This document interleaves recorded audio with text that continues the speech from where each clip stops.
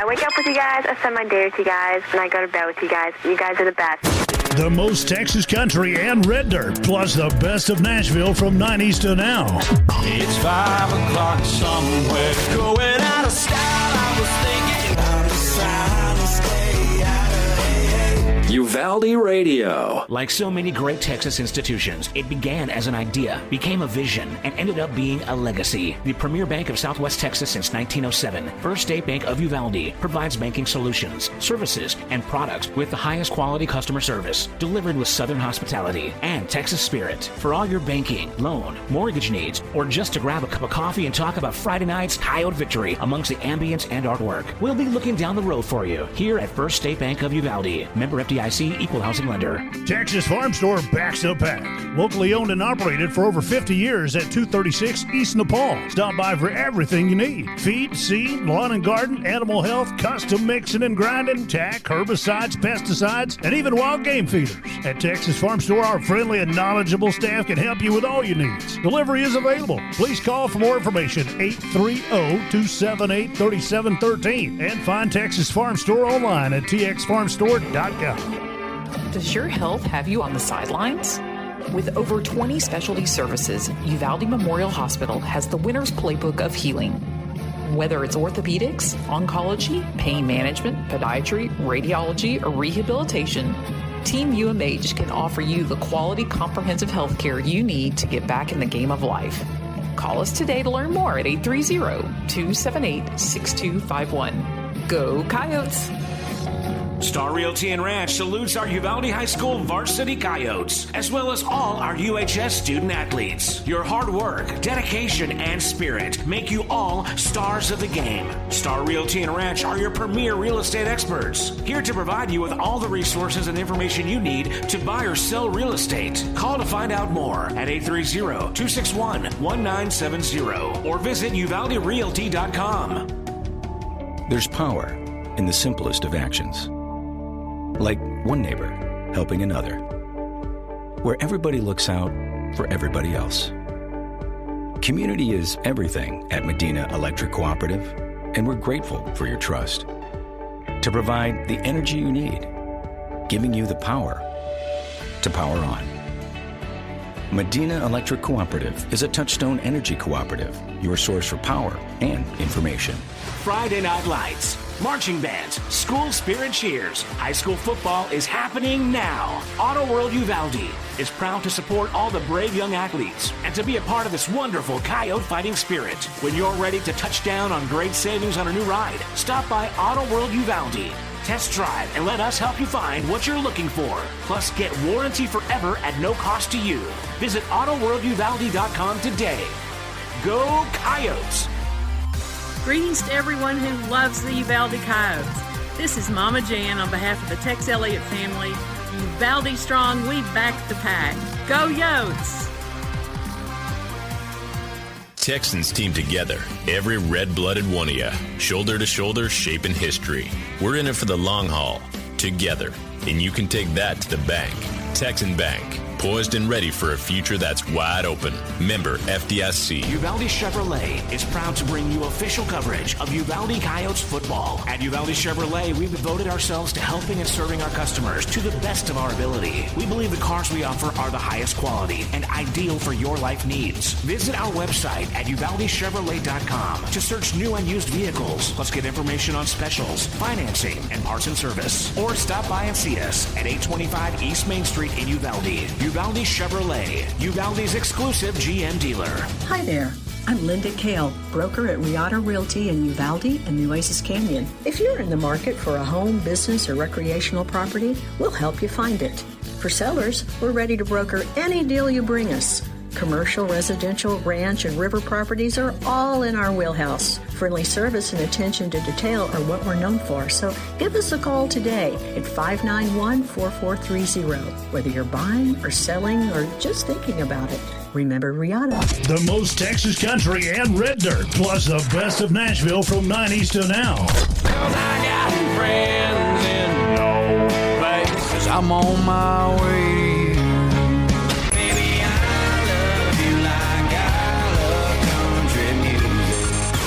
Uvalde Radio. Uvalde Radio. Welcome to the Texas Farm Store Coyote Pack broadcast pre-game show. Texas Farm Store, locally owned and operated for over 50 years. And now your host, Simon Pops Ortiz, on your official home for Uvalde Coyotes football, UvaldeRadio.net.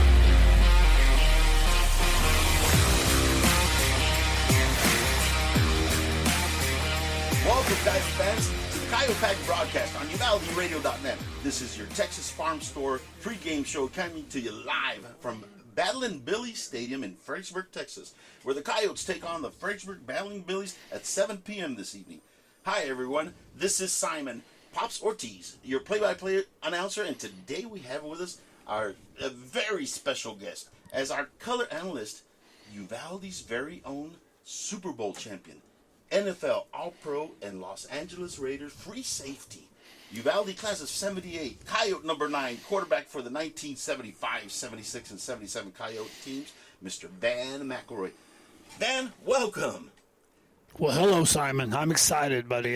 It's an honor to be with you, and it's just great to be around the Coyotes again. What's funny about this is you look at it and said, I think the last time we were together might have been here. It was right here. It was right against these Battling Billies. We're going to get us some mohair today, aren't we, Ben? Well, I'm excited because I was also able to talk to these guys this yesterday, and to be honest with you, Simon, I got a little fired up. Fredericksburg can do that to everyone at Uvalde, but I got fired up on that. What I'm wanting to do is I don't want to get too deep in the weeds here, but I'm hoping to really provide a picture for those listening. And so what I'm saying is let's enjoy this game. Let's talk some football, and hopefully these Coyotes beat the Billies. Thanks for the invite. Van, it's a pleasure. It's really a pleasure to have you on our broadcast, and it just shows your great support and service for our community. Speaking of service, Uvalde will be forever grateful to Mr. Mark Davis and the now Los Angeles Raiders. Without hesitation at all, they donated the funds for our security fences installed around our schools after last year's tragedy. And Van, I'm sorry if I'm putting you on the spot, but that would not have happened without your involvement. Thank you, my friend. Well, listen, Simon, I grew up here.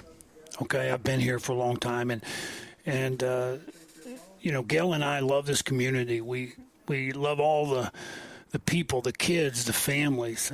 We have 2 grandkids that are in the school system. I think anyone that was in my position and had those relationships would have done the same thing. I'm just grateful that Gail and I were able to help.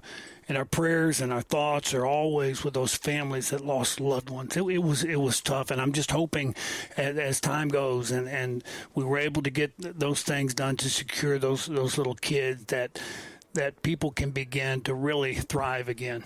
You know, it is an important factor, and you know, but football has been good to us. Football has been good to Uvalde. It has been a bellwether. It has been something that has just united us. So let's get into some football, Van. I'm really, really excited. I want to jump out of my seat because we have you as the commentator, and you know what? You've been to the highest level of competition in football. I mean, the highest level, the Super Bowl. So I'm sure our listeners are very excited to hear your analysis of this game and of the next game, because you're also going to do the next game, which is going to be so very, very exciting because it's going to be homecoming. The next broadcast is going to be in Uvalde. It's going to be the homecoming game. It's going to be against San Antonio Memorial. Man, tonight's game has a special meaning to me. So who was the quarterback, and who was the left guard, and who was the quarterback the last time the Coyotes won in this stadium? Oh my goodness! Well, Simon, let's see. I think there was a young man by the name of Simon. That was the guard. I think there was a young man by the name of Cargill that was a cornerback, and I think there was this little guy by the name of McElroy that was quarterbacking. At that time, that little Van guy was about 6 foot tall and was like a thin as a stick. I remember, but you were like a what do you call it? A spring, you know, they knock you down, you spring back up. It was It was something else. Okay, well, let's go over the Coyotes' record and district standing. Uvalde comes into today's contest with 4 wins and 3 losses, with 1 win and 1 loss in district play. Presently, we are tied with Somerset for 3rd place in district. Last week, the Coyotes beat Kennedy by a score of 52-7. Ben, I know you were there because I was up in the press box, and I saw you walking up the stairs at the stands. So, give us your thoughts on the game. What did you see? Well, let's just start off with this. Uvalde had a better team physically. They had better size, better speed. The Coyotes avoided what had been previously some slow starts, but they got off pretty quick. Here's where the problem lies, and I know this will be on film, and I know Fredericksburg will be doing everything they can to create these problems, but the Coyotes, it was incredible how many illegal procedures they had, the offsides penalties. It was just almost to a point of a bit being embarrassing. Uvalde was able to get some of their backups in there, which will help, but they really need to focus, my opinion, on 3 things. No offsides today.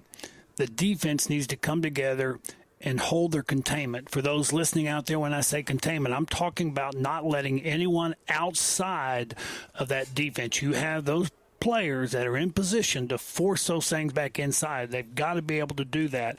And then those, because they do bring people, those people blitzing have got to be able to peel off their blitz. If that back, for example, it flares out and is going and swinging sort of to the flat, that linebacker's got to peel off and cover that guy. If he doesn't, that's a dangerous play because everybody's in man coverage.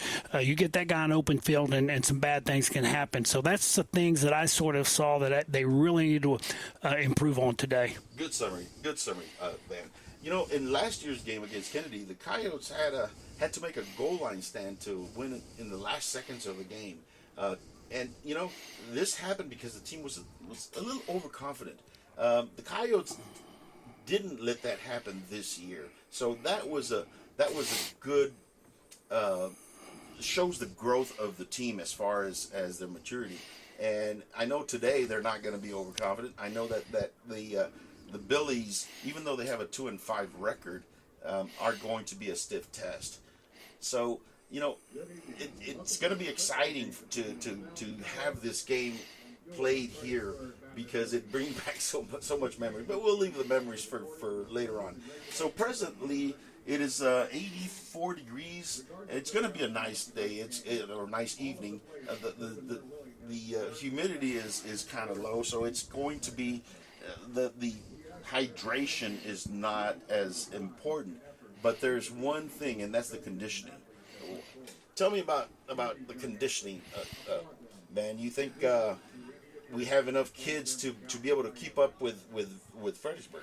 I do, and I think today that it's sort of a dry setting out there. There's not much humidity seemingly in the air, and I think these kids, have been practicing in some serious heat. I mean, you're talking 110, 150 degrees in Uvalde, and so they've been practicing in that. And I know, and I've talked to Coach about this. They really, really keep the fluid in those players. And I will say this, as far as that goes, when you do get into a humid day, even in the NFL, when you come in at halftime, they would have IVs ready, and they would put fluid in you and to make sure that the fluids were maintained. And that's what they need to make sure that's going on when those kids, are playing in those types of situations. I don't see that happening tonight. I think it's a nice enough night this evening. It's dry out there, so I'm looking for a game that's just going to be exciting. There's not going to be those types of problems coming out. That's going to be awesome. Ladies and gentlemen, we're going to take a real quick commercial break, and we're going to come back with the Coach's Corner, our weekly interview with the coach. This is the Coyote Pack broadcast on UvaldeRadio.net. Texas Farm Store backs up pack.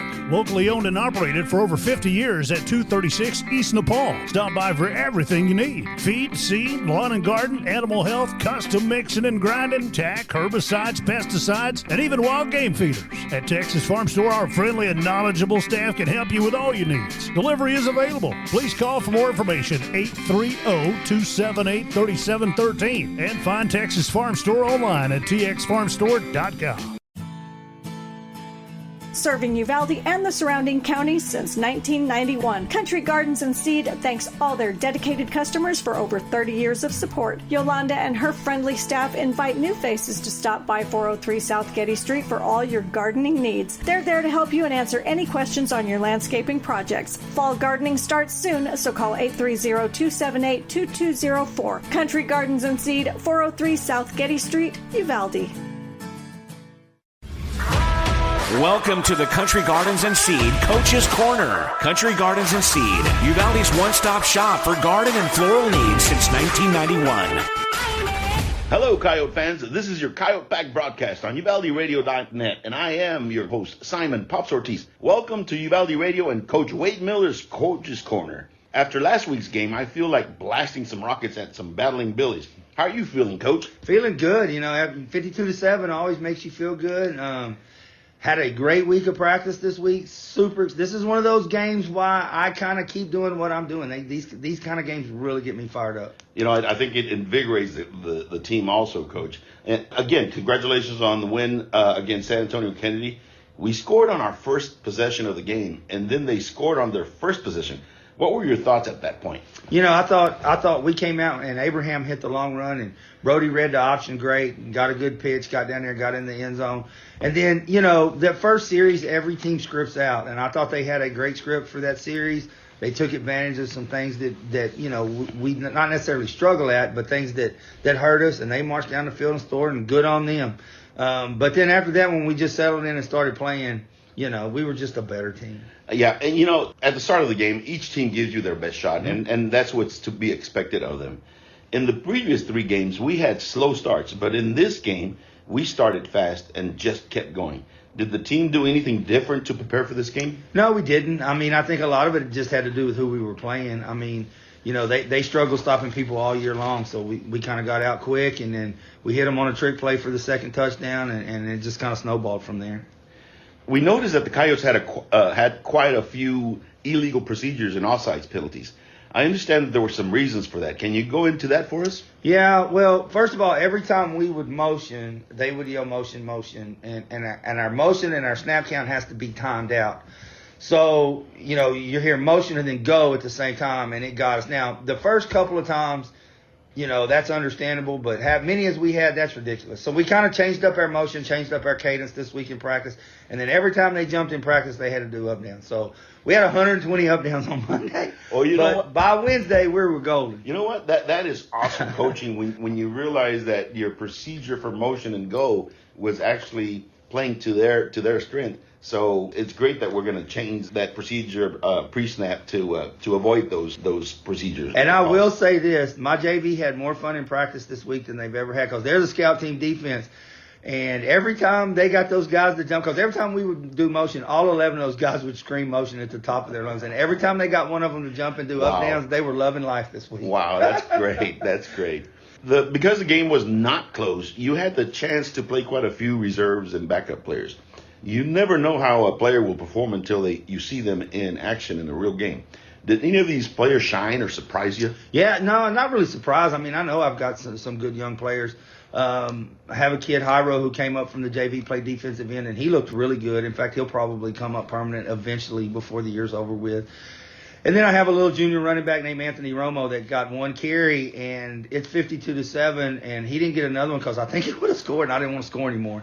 But I thought Anthony did real well, too. Well, and you just touched on that right now. You moved up some players from the junior varsity and the freshman team. Are you keeping any of them on the varsity for the remainder of the season? No, I'm not. They're going back to help the JV guys. Those guys need all the help they can get, try to win the last couple of games. So they're going down. Of course, they're all one injury away. So Yep, they sure are. Coach, we had a young man get hurt in the second half and taken to the hospital. If you can tell us what happened and how is he doing? Isaac actually was one of the JV move-up kids, and he had made the tackle on the 2 previous kickoffs, and he got in there to make that tackle, and the kid just got blocked on his leg, and he broke his tibia and fibula. But they did a real good job, and kudos to the Uvalde Hospital. We got him in there instantly. 8 o'clock the next morning, they did the surgery, get a rod and a pin in his leg, and he's home. The surgery went well. He's doing really well. That's great to hear, Coach. Very happy that the young man is on the mend. After all, our players' health is most important. What is the overall injury situation for the team, Coach? We're all back except for one of our backup corners. Willie Garcia still has issues with his AC strain on his shoulders. We're hoping to get Willie back for Memorial. Okay. You know, we're playing the Fredericksburg Battling Billies. They beat Somerset 28-21 last Friday. On film, Somerset looks like the better team, but these Billies don't quit. They were down by 21 and came back to win on a quarterback fumble returned by Fredericksburg defender some 60 yards with no time left on the game. They came in with a record of 2 wins and 5 losses, but the wins have been in district. How have you prepared the team so they won't be overconfident and be ready for this feisty opponent? Well, first of all, just going to Fredericksburg, I thought that game on both sides was really sloppy the other night. I know Somerset has got a bunch of kids out injured. But, that's the deal with Fredericksburg, and you could see it last year and every time I played them. Those guys just play hard. I mean, and they're going to go out and play hard. And my guys know that. We're not going to be overconfident. They understand that a win this week puts them in the playoffs and gives them an opportunity to beat Somerset or lose by X amount of points and get the 2 seed. And we've talked about, you want to talk about district championship, but nobody's going to beat Bernie. We've talked about the 2 seed all year, and now it's right out there in front of us. It's right at our doorstep, Coach. Give us a quick scouting report on Fredericksburg. Offensively, they're going to run a lot of RPOs. They've got their backup quarterback. I want to say their quarterback got hurt this 3rd or 4th game, and it seems like he's out still. They've got 3 or 4 little running backs that are all real good at hitting the crease and running hard. They've got good receivers. And then defensively, their defense looks just like ours. We run the same scheme. We do the same kind of stuff. So they're just not as big as they were last year. But, man, they're fast and they play hard. Fredericksburg runs about, 80% of the time when it's whatever down it is and 4 or less yards to go. Our defense, I think, is going to be key to stopping the run and put them in long, because once they're over that 4 yards, especially when they get to 7 yards, it's 80% pass. Yeah. That is part of our defensive strategy? Yeah, it's going to be the exact same strategy we had against Bernie. We want to stop the run and make them throw the ball, and then we want to control the clock on offense and get first downs and finish drives. It's going to be, and I told the kids, look, it's the exact same game plan. Nothing's changed. It's just they're not as good as Bernie is. So, what you saw against Bernie, you'll see against Fredericksburg. Great. Our running game has been outstanding, and our passing is starting to click. The Billies don't seem very big this year. Can you give us a summary of your offensive game plan for Fredericksburg? Yeah, it's the same. We're going to get Abraham and Jared the ball as much as possible, and then when they start sucking up those safeties and outside linebackers, we're going to try to get it out to intermediate flat passes to Taylor and Jet and those guys. And, that's the difference between us and last year. I thought we had a good defense last year, and this year we have an offense. We just so much better offensively, and I think that's the difference in the way we're playing. Great. Okay, Coach, last question. Tell us something we don't know, Coach. I want to give a huge shout-out to our team tennis program. They ended up losing yesterday in the 3rd round to my old school, Toloso Midway, who has a great tennis program. Coach Tenor down there does a great job, and we actually beat them last year in the 3rd round. But, to win as many games as they did with a coaching change, with Coach Ramby retiring, I thought Coach Pritchard and those kids did an outstanding job this year. I'm going to give you something our listeners might not know that I know. The last time Uvalde won in Fredericksburg was in 1975, and the starting quarterback was Van McElroy. The left guard was yours truly, and Steve Cargile was the cornerback. I talked to Van yesterday, and he says he's going to come talk to your players. Correct. Coach. And he said one of his main points that he wants to give our players is that he doesn't want to hear that one more time. Yeah. Oh, he told me that Monday when I talked to him. He told me that Monday. I just also want to know, the Leader News does a pick'em contest every week. I just want you to know that Coach Wade Miller was the champion this week. I actually only missed 1 game. Oh, wow. Finally in 3 years, I finally won it. That's something we didn't know. On that note, Coach, you know what? Let's go Coyotes. Go Coyotes. Serving Uvalde and the surrounding counties since 1991. Country Gardens and Seed thanks all their dedicated customers for over 30 years of support. Yolanda and her friendly staff invite new faces to stop by 403 South Getty Street for all your gardening needs. They're there to help you and answer any questions on your landscaping projects. Fall gardening starts soon, so call 830-278-2204. Country Gardens and Seed, 403 South Getty Street, Uvalde.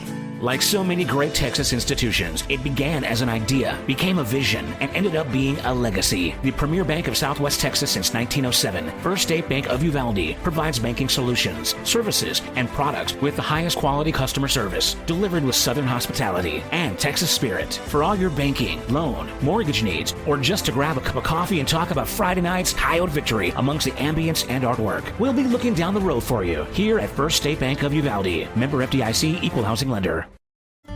Vulcan Materials Company is the nation's largest producer of construction aggregates, primarily crushed stone, sand, and gravel, and a major producer of construction materials, including asphalt and ready-mix concrete. One of our core tenets at Vulcan is being a good citizen and responsible steward of the communities in which we operate. From local community groups and philanthropic organizations to supply chain partners, we believe in being active and engaged neighbors. Our responsibility is to build strong relationships that support strong communities. Learn more at vulcanmaterials.com.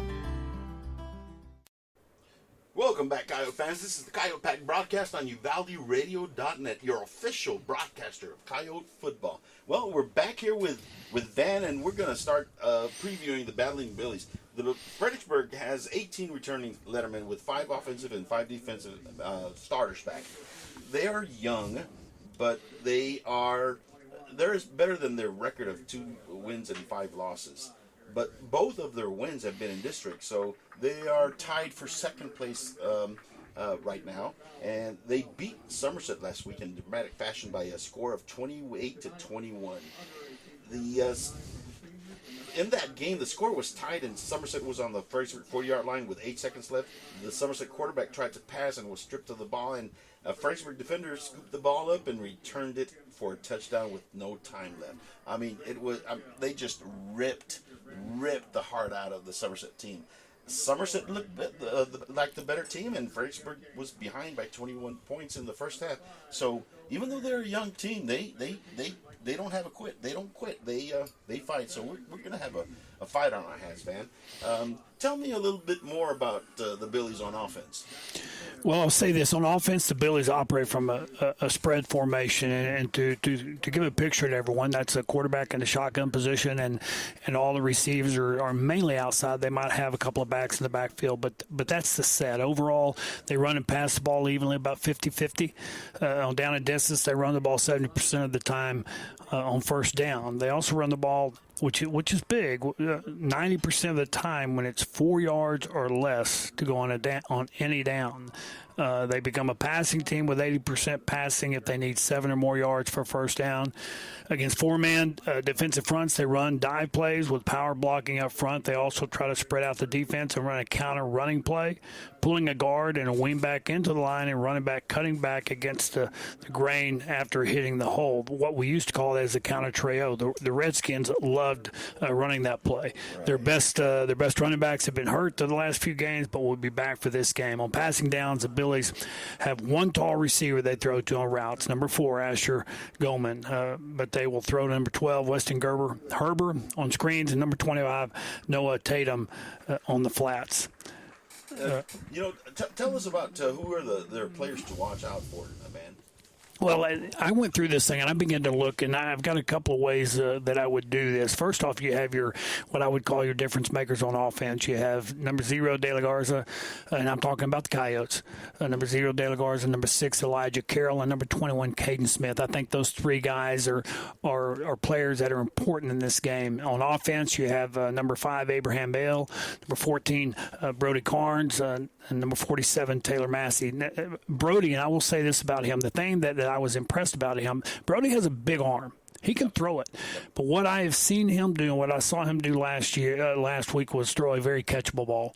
Yes. He allowed those high school receivers to catch that ball by bringing it in not quite as hard as you know. Sometimes high school they get, they just want to throw it hard and do all the things. I was really proud of him that way, and he really looks good. He's a good tall guy. He's a good-looking kid. There's a couple of things that I added on here, and it's my wild card people. And you wouldn't normally pick coaches, but in this case, because it is a different game and a special game, I think Coach Miller and Coach McNamara both, there's going to be a lot on them, because they're going to need to make the right calls for their team today. So that will be very, very important. The other two players, real quickly, are number 11, Diego Granados, and number 3, DeVere Willis. Both those guys have something that you cannot teach. They have speed. And if they get the ball in their hands, I look for something. They may do something. Plus, I think Willis can kick the ball from 60, 70 yards. He's special. He's special. Well, they just flipped. The Billies won, but they deferred to the Coyotes. We're going to go ahead and take a real quick commercial break while they play the national anthem, and we'll be right back with the start of the game. This is the Coyote Pack broadcast on UvaldeRadio.net. Get ready to dive back into the thrilling world of football predictions with Season 2 of Chamber Picks, presented by the Uvalde Area Chamber of Commerce and Visitor Center. Join your host, J. Allen Carnes, along with Mama Jen Elliott, Willie Edwards, and their fellow panelists every Wednesday night at 7 p.m., streaming live on Facebook and YouTube. Each week, join Coach Wade Miller as he provides a game recap and offers a sneak peek into the upcoming challenges for the Coyotes. Sponsored by First State Bank of Uvalde, Uvalde Chevrolet, and Luigi's Italian Restaurant. Go Coyotes! Cecil Atkinson Motors is proud to be your Chrysler, Dodge, Jeep, Ram, and Wagoneer dealership in Uvalde, Texas. We've been in business for over 37 years as a family-owned car dealership and your one-stop shop of automotive excellence. Stop by and see us at 2630 East Main Street under the giant Texas flag. And help us welcome our new general manager, William Juarez, and his family to Uvalde. We look forward to introducing you to a wide selection of pre-owned vehicles, our stellar finance team, and our dedicated service center. Visit our website at CecilUvalde.com. Cecil Atkinson Motors, when the products are similar, the dealer makes a difference. DKM Enterprises is a family-owned and operated company with 3 generations of proven quality and customer service in the steel industry. DKM can assist your business with the safe and thorough completion of projects or purchases of any size. Headquartered in Uvalde, Texas and Abilene, Kansas, DKM has yards and locations across the country. We look forward to providing you quality service with a hometown feel, efficiency you can feel good about, and project completion with a focus on safety and environmental responsibility. Does your health have you on the sidelines? With over 20 specialty services, Uvalde Memorial Hospital has the winner's playbook of healing. Whether it's orthopedics, oncology, pain management, podiatry, radiology, or rehabilitation, Team UMH can offer you the quality comprehensive health care you need to get back in the game of life. Call us today to learn more at 830-278-6251. Go Coyotes! Star Realty and Ranch salutes our Uvalde High School varsity Coyotes, as well as all our UHS student athletes. Your hard work, dedication, and spirit make you all stars of the game. Star Realty and Ranch are your premier real estate experts, here to provide you with all the resources and information you need to buy or sell real estate. Call to find out more at 830-261-1970 or visit UvaldeRealty.com. There's power in the simplest of actions. Like one neighbor helping another. Where everybody looks out for everybody else. Community is everything at Medina Electric Cooperative, and we're grateful for your trust. To provide the energy you need, giving you the power to power on. Medina Electric Cooperative is a Touchstone Energy Cooperative, your source for power and information.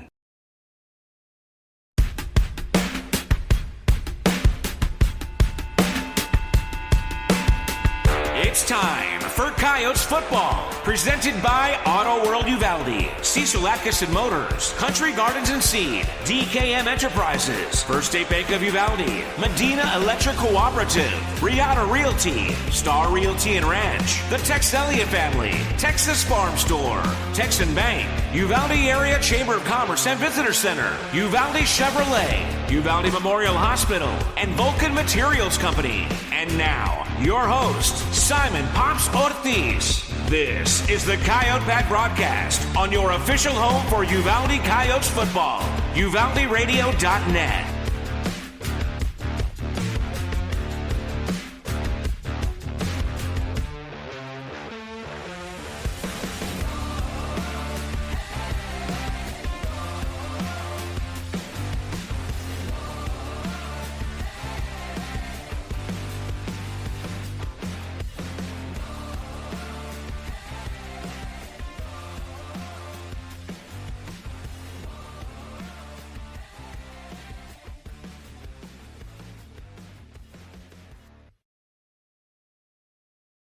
Take hold of this game. That's what I'm interested to see. And what I mentioned a while ago with Coach McNamara is that are they actually going to bring a lot of people today?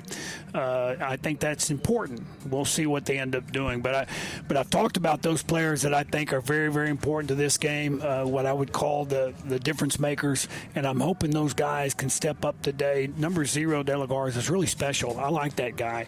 And hopefully he can make a big play today and give them some trouble. So we are kicking off. The ball has been kicked off. The Coyotes have received it, and we have gone to the 29-yard line of the Coyotes. That's where the Coyotes will start their first series of the game against the Fredericksburg Billies. Boy, it's going to be an exciting game. They have a good team. We have a good team. It's going to be a very important game. Actually, the ball was spotted on the 27-yard line. We're going from east to west. This stadium is built a little different. We're going east to west.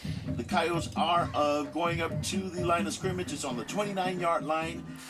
The Billies are in their regular formation, which is a 4-2-5 formation. The Coyotes are Brody is the starting quarterback. He is under center. He's asking for the ball. There's one back in the backfield. Number 5 is Abraham Alley, and he gives a dive to number 5 for about an 8-yard gain. What we noticed then, and people, if you're listening, what Brody did was actually create a reverse, which caused the defensive lineman to move over to the strong side of the field. And the running back got the ball, but he cut back to the weak side, and there was a huge hole there. And those are the things I'm talking about. I didn't want to give too much up earlier because I had a good talk with Coach Miller earlier. Some of the things they were going to do, that's something they're going to do. It was a good play. It went for 7 yards. It's going to be 2nd down and 3 at the 33-yard line. The Coyotes are up on the line. There are one running back in the play. There's 2 wingbacks. Number 5 is motioning to the right, and he gets this pitch out, and it's Abraham Ale, and he takes it for about a 5-yard gain for a first down. It's going to be 1st and 10 for the Coyotes at the 38-yard line. That was just a basic sweep there. They came through, wide open hole for him. He's a big guy that can run hard, and that's what he did there. Again, they're not getting in their spread set. They're coming in, and he's under center. I think that's something that's going to work because this defense specifically is set up to manage that spread offense. The Coyotes are back up on the line. It's 1st and 10 for the Coyotes. Ale is motioning to the left. They are going to do and Brody gets it, runs to the 45-yard line for a 7-yard gain. What you see there, Ben? That was all Brody. It was a counter option where he turns one way, then comes back the other, and all he's trying to do is cause that defense to just make one step in the wrong direction, so those linemen and what have you can have an easier block.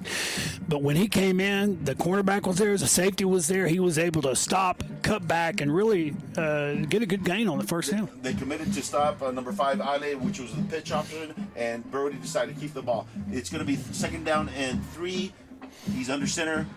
Mr. Ale is going to it's a dive play, and it goes for about 2 yards, just shy of the first down. It's going to be 3rd down and inches,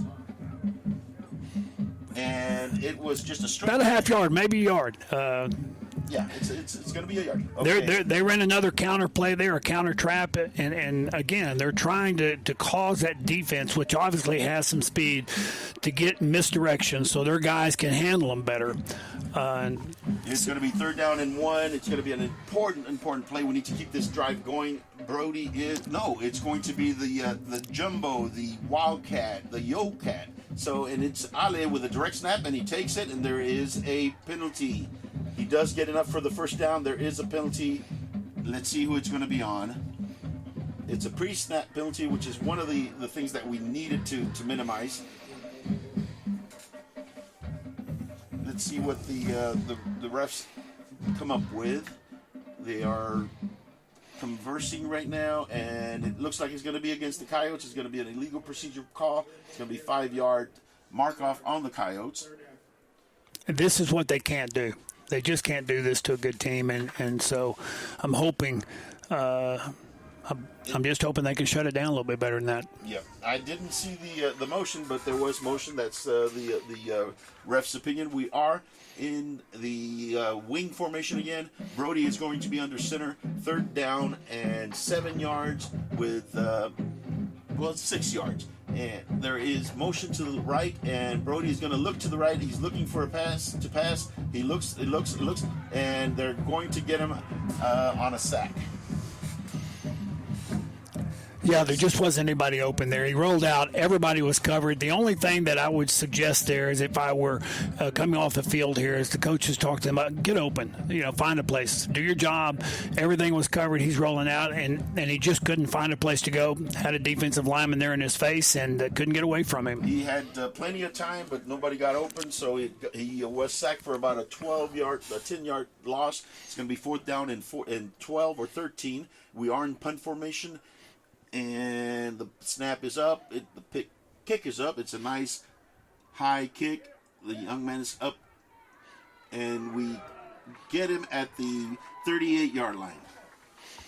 That was great punt coverage there. I don't think he got anything. Nope, he didn't. Offense, it's a fumble. Did he get the ball? No. Okay, we're good. Let's see. Who I thought he was right up for the football. Wait a minute. Was that a fumble? Yes, it was. Okay. There you go. Yeah, there was a fumble on the punt, and the Coyotes recovered the ball. I try to tell you, my eyes are always watching, brother. Yes, they are. Oh my God! I did not. I thought that they were tackling the punt returner, but it wasn't. The Coyotes have recovered the fumble. They now have the ball on the Fredericksburg 38-yard line. It's 1st down and 10 for the Coyotes with 7 minutes and 51 seconds left in the first quarter. The Coyotes and the Billies are 0-0, but the Coyotes have the ball on the Fredericksburg. There's another counter. There's the counter. There it goes. And it goes for about a 8-yard gain. It's going to be 2nd down and 2. We are now at the 30-yard line of Fredericksburg. And it's important to notice this is what they're starting off doing. They're going to put we're going to put Brody under the center. He has not been in a shotgun spread set yet. That obviously is a plan of theirs. They feel like they can do some of these counter plays and get these guys, which are pretty quick. They can get them, off carried, and it's working so far. One of your keys is in the game. Number 11 is in the game. Our number 11. Let's see if they're going to feature him on this play. The ball has been snapped back to Abraham Allen. He does have room to run, and he's going, and it's going to be a touchdown! Touchdown, Coyotes! Touchdown, Coyotes! Oh, baby! Uvalde's back in Fredericksburg. Yes, sir. Yes, sir. He found a hole, and he kept going. They tried to tackle him at the 10-yard line, but he broke the tackle. I was waiting for you to say touchdown, man. I was so excited. It was so exciting. Oh, my God. He did it was an excellent run by him. He paced himself. He was looking, he was finding the holes, and finally, that last DB that was there, he kind of gave him what we call the dead leg move, and he kind of paused for a second, and he took off. And he had patience in the hole. He did. Sure did. The Coyotes have scored. It's 6-0. We're lining up for the extra point.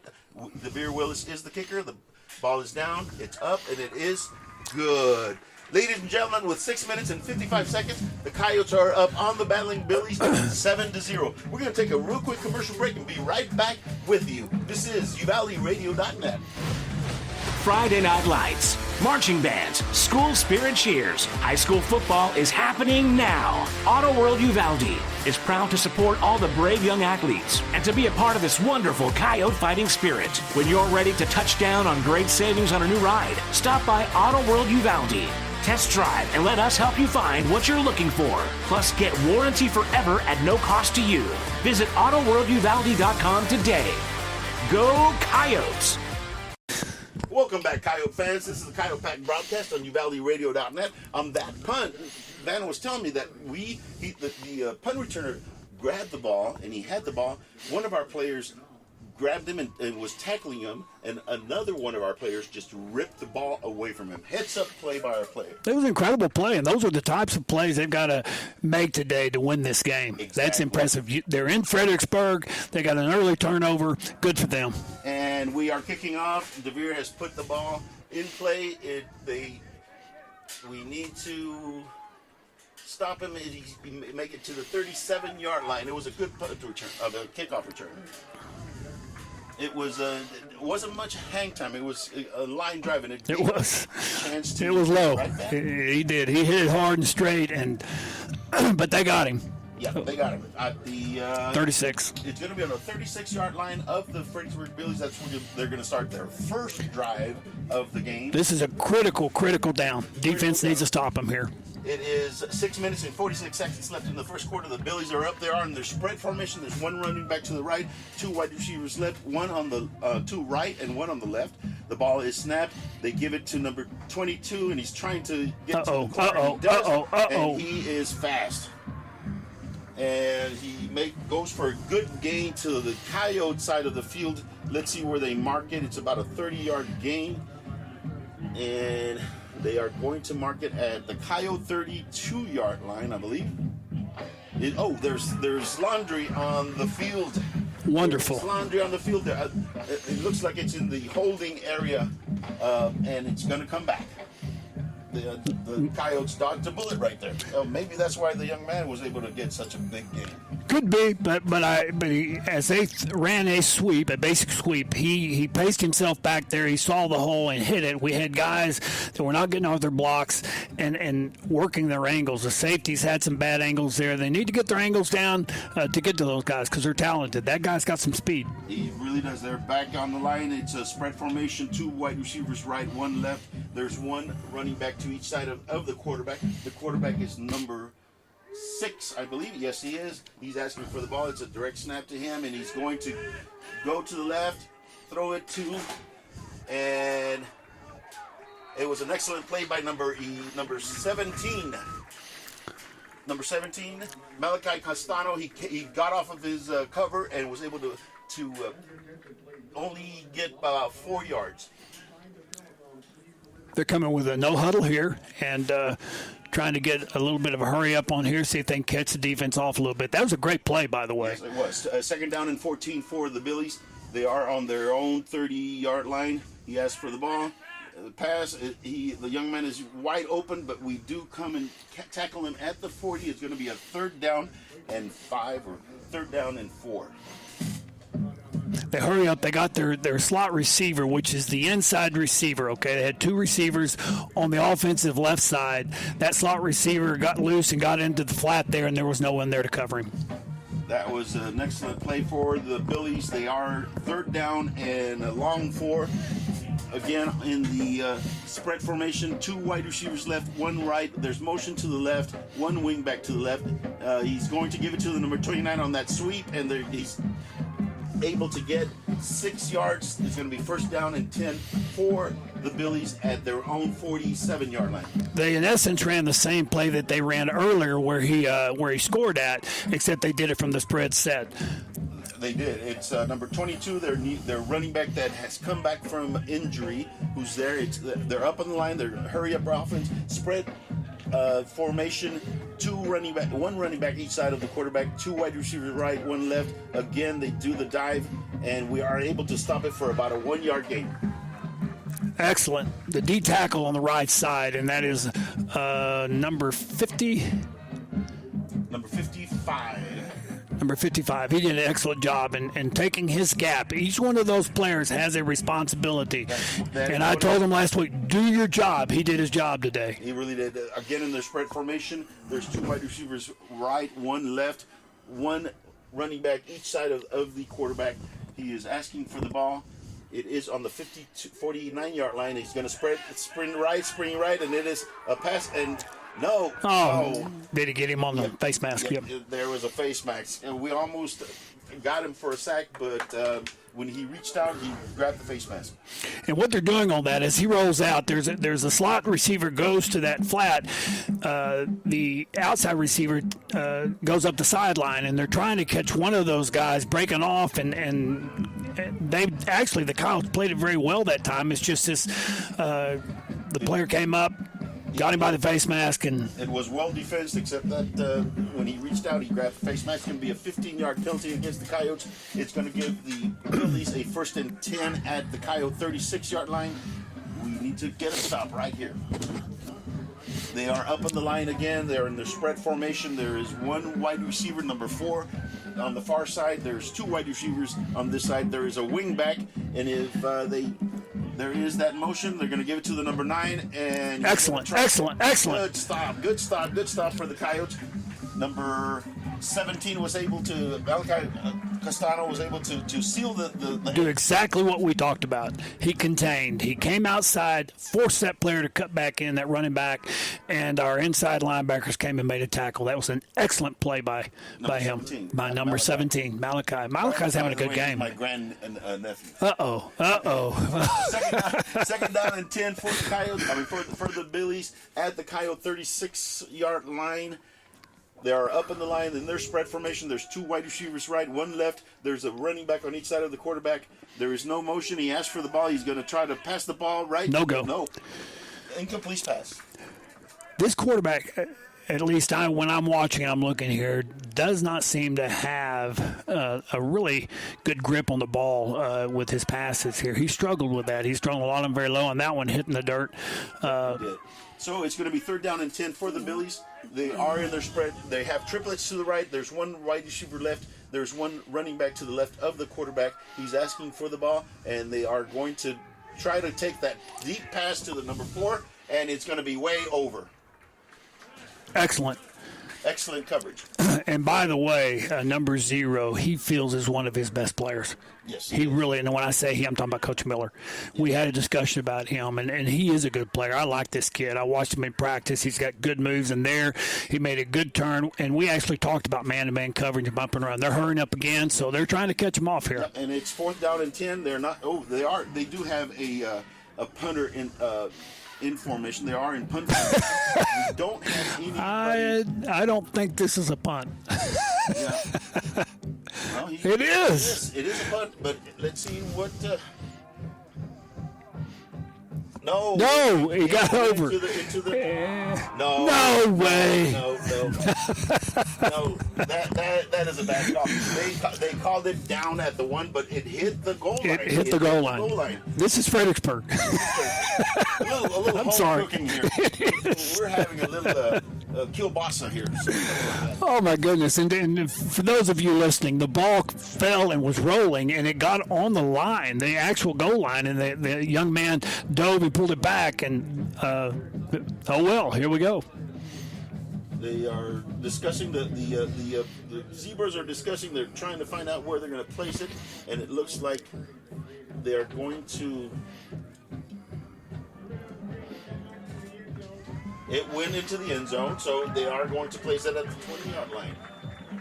Well, it looks like they listened to us, Simon. It looks like they listened to our call there, didn't it? All right. Ladies and gentlemen, with 2 minutes and 43 seconds left in the first quarter, the Coyotes are up 7-0 on the Billies. They have the ball on the 20-yard line, 1st and 10 on their second possession. Actually, the third, but we're going to call it the second because they ripped the ball when they punted. Brody is under center. He does have Ale motioning to the right, and he's going to give it to a dive to number 45 for about a 2-yard gain, a 1-yard gain. That's Landon Klein. That's number 45. It was a straight dive. Yeah, and what I see in Klein is he is not scared to get hit or hit somebody. He runs hard. He does. He runs hard. It's going to be 2nd down and 9 for the Coyotes on their own 21-yard line. Again, the score is 7-0. The Coyotes are leading with 2 minutes and 17 seconds left in the first quarter. The Coyotes are up on the line. Brody is under center. We are in the wing formation with 1 slot back or running back in the backfield. Ale is motioning to the left, and it's going to be a pitch out to Abraham, and Abraham is going to try to get some yardage, and there is none to be had. Going to be 3rd down and 9 at the 21. There again, he was set up in a slot position. He motioned over. They pitch a basic sweep to the offense's left side. Fredericksburg was ready for that. And again, we're seeing in this game that Brody has been under the center every single time. So it definitely is part of their game plan. It is part of the game plan. They're trying to do a control the clock type of offense. Again, they're in their wing formation with Ale on the right side wing. Somebody is, no, it's going to be a pass, and they're just trying to get to number 2. And he catches it. No, come on, man. 1 foot was on the white. It was there. Well, it looked like inbounds, but, home cooking maybe? I don't know. Anyway, I literally thought he was in. I really did. Yeah. And I'm a pretty honest guy with this stuff. Yeah. It's going to be 4th down and 1. 1 minute, 15 seconds left in the first quarter. The Coyotes are in punt formation. That was a deep fade on the left side that was a little underthrown. He came back for it, caught the ball, but they said his foot was on the sideline. That's what we just saw on that 3rd down. It is a punt. It's a nice punt. He has to go back to get it. And contain. He does have a good run back to the 48-yard line of the Coyotes. He caught the ball at about the 40, had to stop his backward momentum, and he was able to get a halfway good return. Wyatt Hughes was a young man that showed some good speed to run him out of bounds. Wyatt had a good play there. Number 9. Okay, it's going to be 1st and 10 for the Fredericksburg Billies at the Coyote side of the field. It's going to be at the 47-yard line of the Coyotes is where the Billies are going to start their next possession. There is 1 minute and 4 seconds left in the quarter. They're in their spread formation. They do have one wide receiver left. They're going to hand a dive. Number 22 is going to try to take it, and 1 yard, 2 yard, maybe gain. It was a sweep. Yeah, and that was just a straight run to the outside the tackle on the offense's left side. And the defense, they're really doing a good job on the outside tonight. I'm really happy to see that. The DN came in, cutting back. The safety came in, and both of them made the tackle. It's going to be 2nd down and 8 at the Coyote 45-yard line. Spread formation again. They give it to he's going to pass, and he's got one. And he was not able to. It was the pass to the flat, but it was overthrown. It was overthrown, and again, you see the struggle there in the ball. It was almost a knuckleball, and so I'm not sure if he's struggling there a little bit, but again, it was very fortunate for the Coyotes. It was overthrown. Third down and 8 at the Coyote 45-yard line. They're looking towards their sideline for the play. They are in spread formation. There's 2 wide receivers right, 1 left. There's 1 wing back to the right. There's 1 running back, and they're going to sprint to the right, and he's going to screen. They had a screen to the left side. They go for a good gain, about a 15-yard gain. They're going to have a 1st and 10 on the Coyote 29-yard line. And they really set that up well. The quarterback sort of rolled a little bit to the right, was looking over to his right. The running back straddled over to the left side, kind of came back, and it was a screen that was set up on that left side. It was really nice setup and a good screen, good play. It was a good play for a 1st down. They're going to be on the 29-yard line of the Coyotes. It is the end of the first quarter. Ladies and gentlemen, the Coyotes are up on the Fredericksburg Billies 7-0 at the end of the first quarter. We're going to take a real quick break. This is the Coyote Pack broadcast on UvaldeRadio.net. Greetings to everyone who loves the Uvalde Coyotes. This is Mama Jan on behalf of the Tex Elliott family. Uvalde strong, we back the pack. Go Yotes! Texans team together, every red-blooded one of you, shoulder to shoulder, shaping history. We're in it for the long haul, together, and you can take that to the bank. Texan Bank, poised and ready for a future that's wide open. Member FDIC. Uvalde Chevrolet is proud to bring you official coverage of Uvalde Coyotes football. At Uvalde Chevrolet, we've devoted ourselves to helping and serving our customers to the best of our ability. We believe the cars we offer are the highest quality and ideal for your life needs. Visit our website at UvaldeChevrolet.com to search new and used vehicles, plus get information on specials, financing, and parts and service. Or stop by and see us at 825 East Main Street in Uvalde. Uvalde Chevrolet, Uvalde's exclusive GM dealer. And we're back, ladies and gentlemen, with the Coyote Pack broadcast, and they just ran a play. It was 1st and 10, and we were able to, it was a dive play. We were able to get about 2 yards. Number 8, John Elizondo, really stayed in there and grabbed a hold of the guy's jersey, and he kind of turned him around and was able to make the tackle for a short gain. That was an excellent play because he was basically all alone in that situation. The Billies are on the Coyote 28-yard line. They are on offense on their spread offense. They asked for the ball. It's going to be a sprint out to the right, and then again there's that screen again. That screen play, and number 12 is going to be able to take it to the end zone. Yep. The Billies were able to play that same screen. Someone has to see that play. The eyes, the instincts in the secondary, that outside backer. They've got to when they see that little rollout to one side. In this case, again, it was to the right side. They've got to be able to know their job is to stay in their position, stay in their area. With 11 minutes and 17 seconds in the second quarter, the Billies have scored. It's 7-6. They are lining up for the extra point. They're asking for the ball. The ball is down. The kick is up, and it is good. Again, with 11 minutes and 17 seconds in the second quarter, the Coyotes and the Fredericksburg Billies are tied up 7-7. We're going to take a real quick commercial break and be right back with your Coyote Pack broadcast on UvaldeRadio.net. Hi there. I'm Linda Kale, broker at Riata Realty in Uvalde and Nueces Canyon. If you're in the market for a home, business, or recreational property, we'll help you find it. For sellers, we're ready to broker any deal you bring us. Commercial, residential, ranch, and river properties are all in our wheelhouse. Friendly service and attention to detail are what we're known for, so give us a call today at 591-4430, whether you're buying or selling or just thinking about it. Remember Riata. Welcome back, Coyote fans. The Coyotes are tied with the Fredericksburg Billies 7-7. The Billies have just scored. They are lining up to kick off to the Coyotes. There is 11 minutes and 17 seconds left in the second quarter, and the kick is up. It is high and it's long. We have a run back by number 2, Mr. Gannon. He's got some room, and he gets it to the 45-yard line of the Coyotes.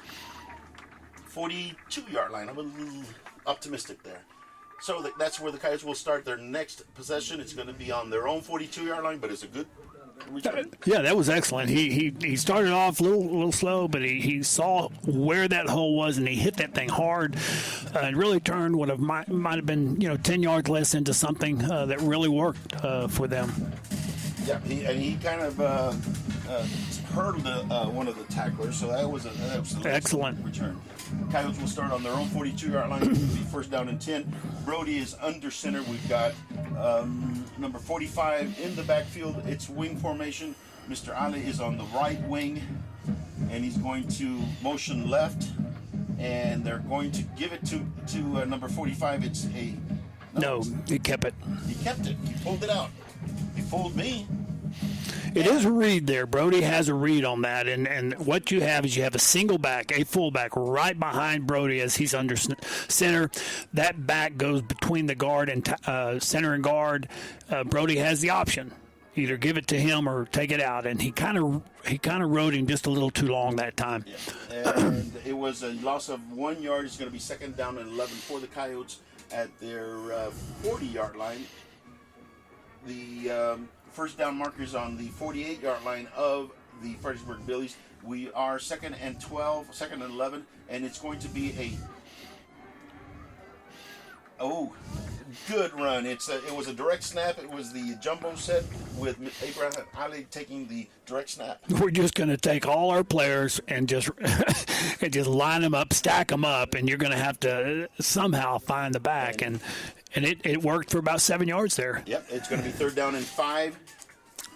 And we're still in the jumbo set. We're still in the Wildcat with Abraham Ali directly behind the center. He's going to take a direct snap.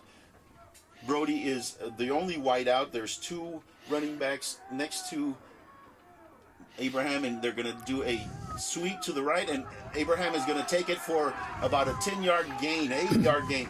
It's going to be to the 44-yard line of the Fredericksburg Billies. What do you think? We're overpowering them? The key play there was Klein.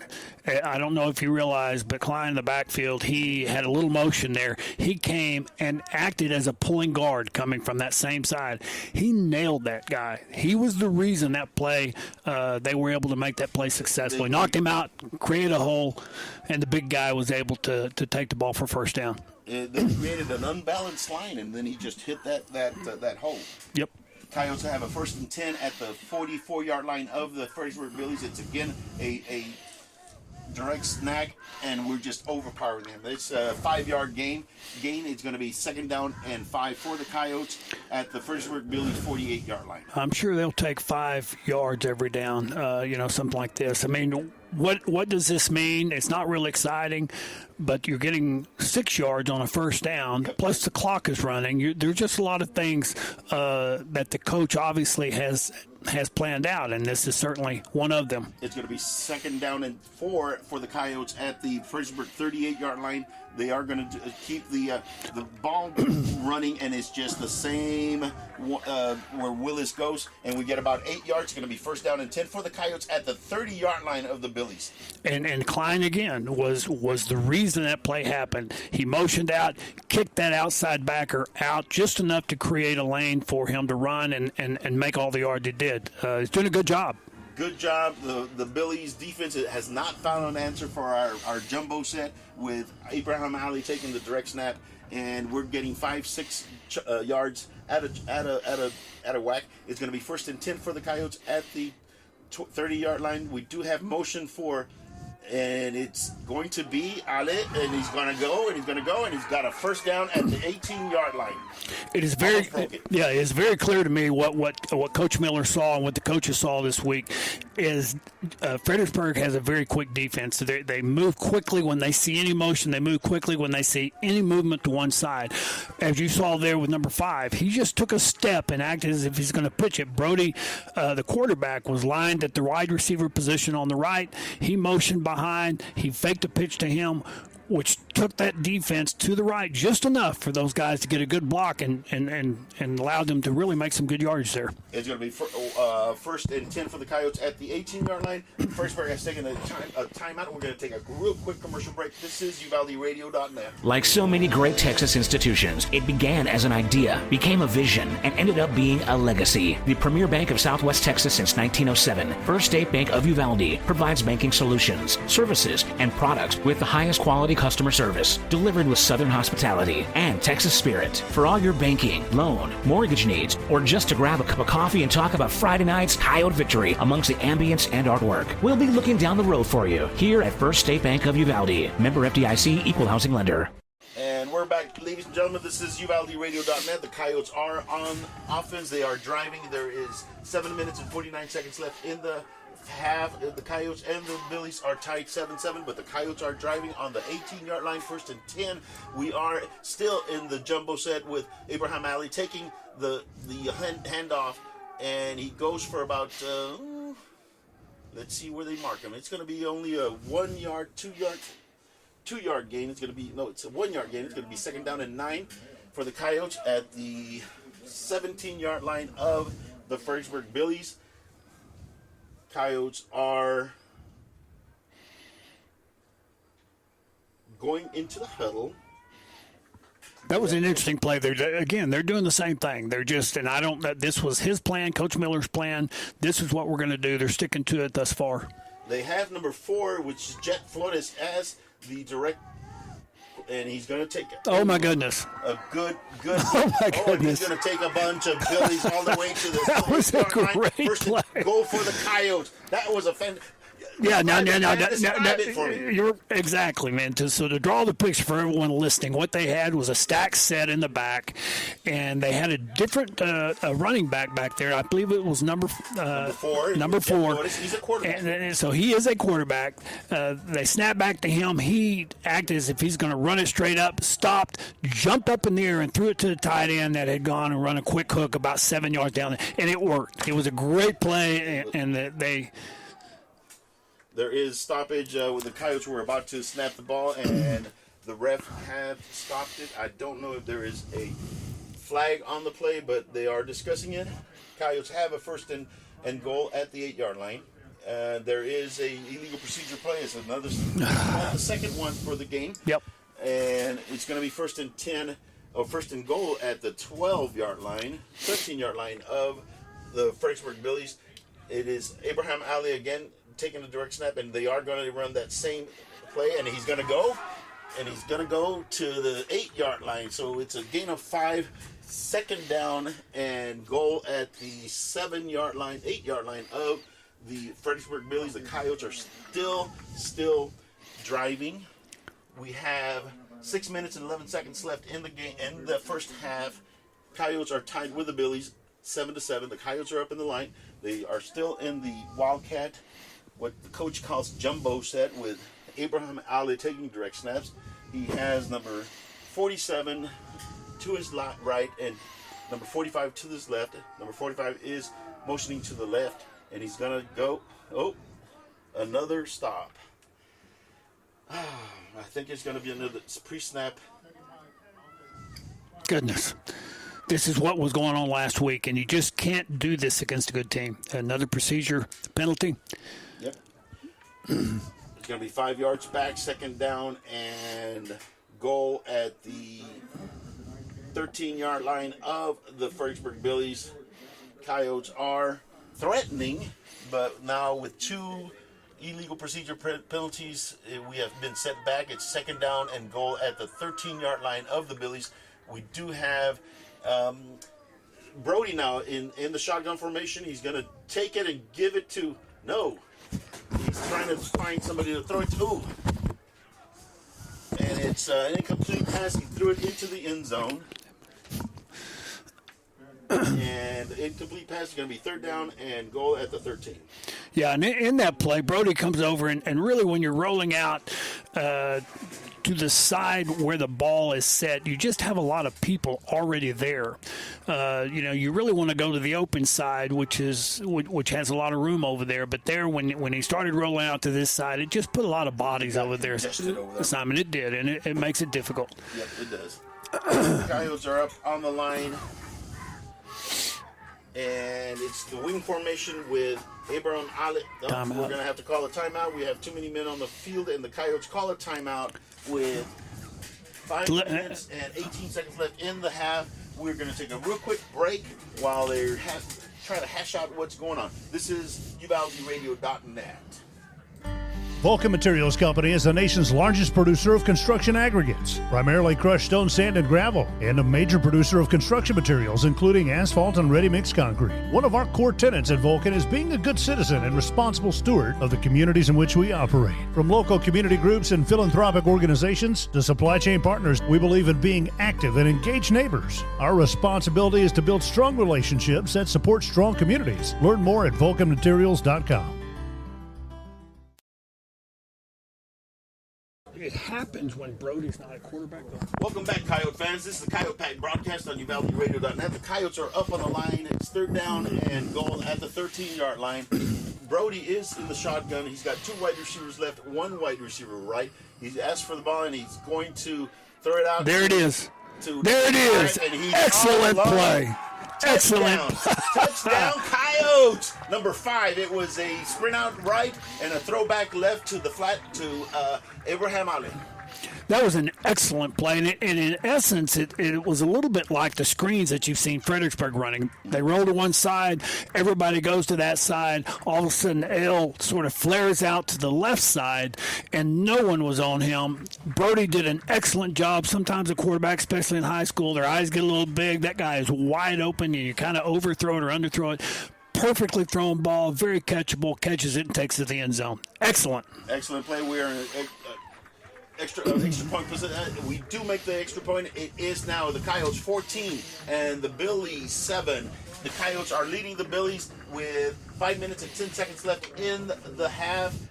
Coyotes up 14-7. We're going to take a real quick break. This is the Coyote Pack broadcast on UvaldeRadio.net. Get ready to dive back into the thrilling world of football predictions with Season 2 of Chamber Picks, presented by the Uvalde Area Chamber of Commerce and Visitor Center. Join your host, J. Allen Carnes, along with Mama Jen Elliott, Willie Edwards, and their fellow panelists every Wednesday night at 7 p.m., streaming live on Facebook and YouTube. Each week, join Coach Wade Miller as he provides a game recap and offers a sneak peek into the upcoming challenges for the Coyotes. Sponsored by First State Bank of Uvalde, Uvalde Chevrolet, and Luigi's Italian Restaurant. Go Coyotes! Welcome back, Coyote fans. This is Simon Pops Ortiz with the color commentator extraordinaire, Mr. Van McElroy. Van, that was an outstanding call they made that last play. It really was. They obviously noticed something the previous play. They saw something.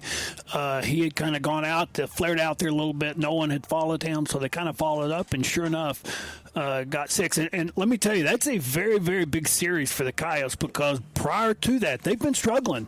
Fredericksburg has had the ball on our side of the 50 for most of the game, and it was just important for them to get something going that's positive. And that was just big. Oh no! Oh no! Oh no! He had it. It was an onside kick by DeVere, and we almost got it. He had it right there, but their play was able to jump on it. And here's what's bad about that: DeVere kicked that ball perfectly. It was perfect, and he had it. Oh boy! That was a replay of an onside he had against Divine, and he was able to recover in that game. So it was an unsuccessful onside kick. The Billies are going to be able to start their next series at their own 48-yard line.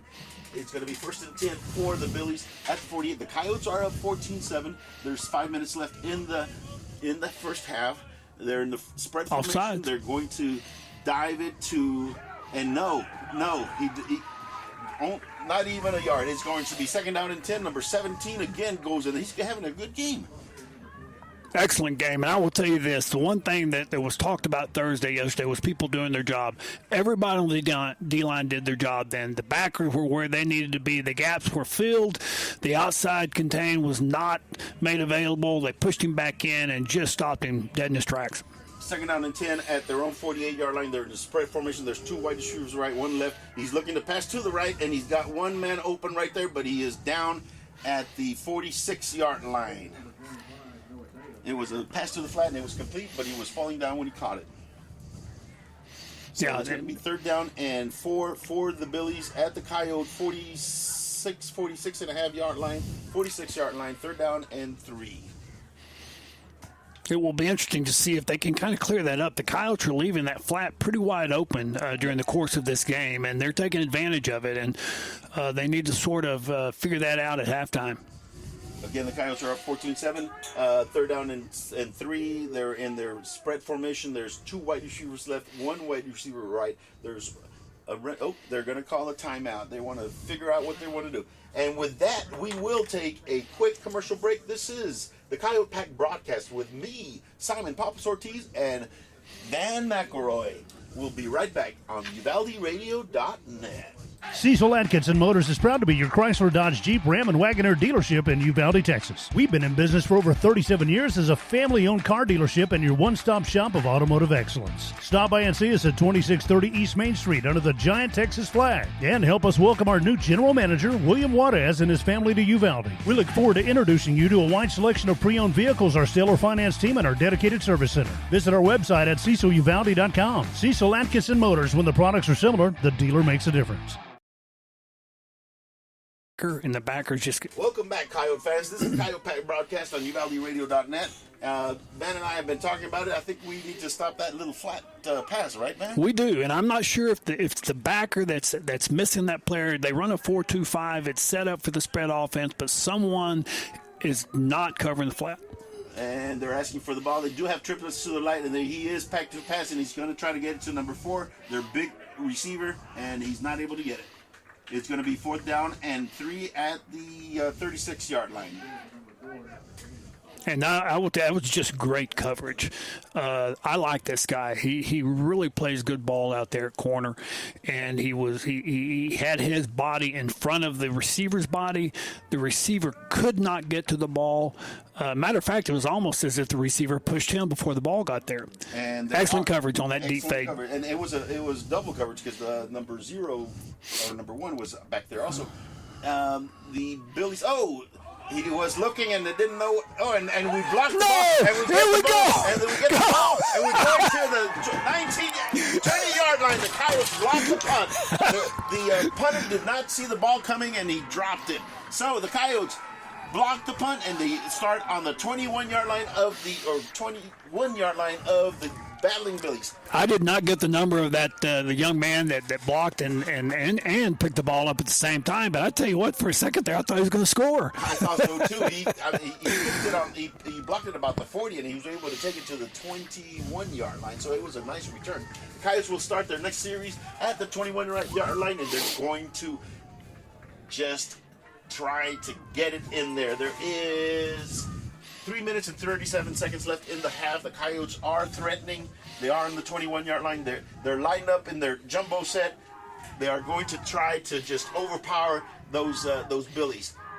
Willis is motioning on that favorite play that they have, and he does take that and they get it to the 20-yard line for a 1-yard gain. It's going to be 2nd down and 9.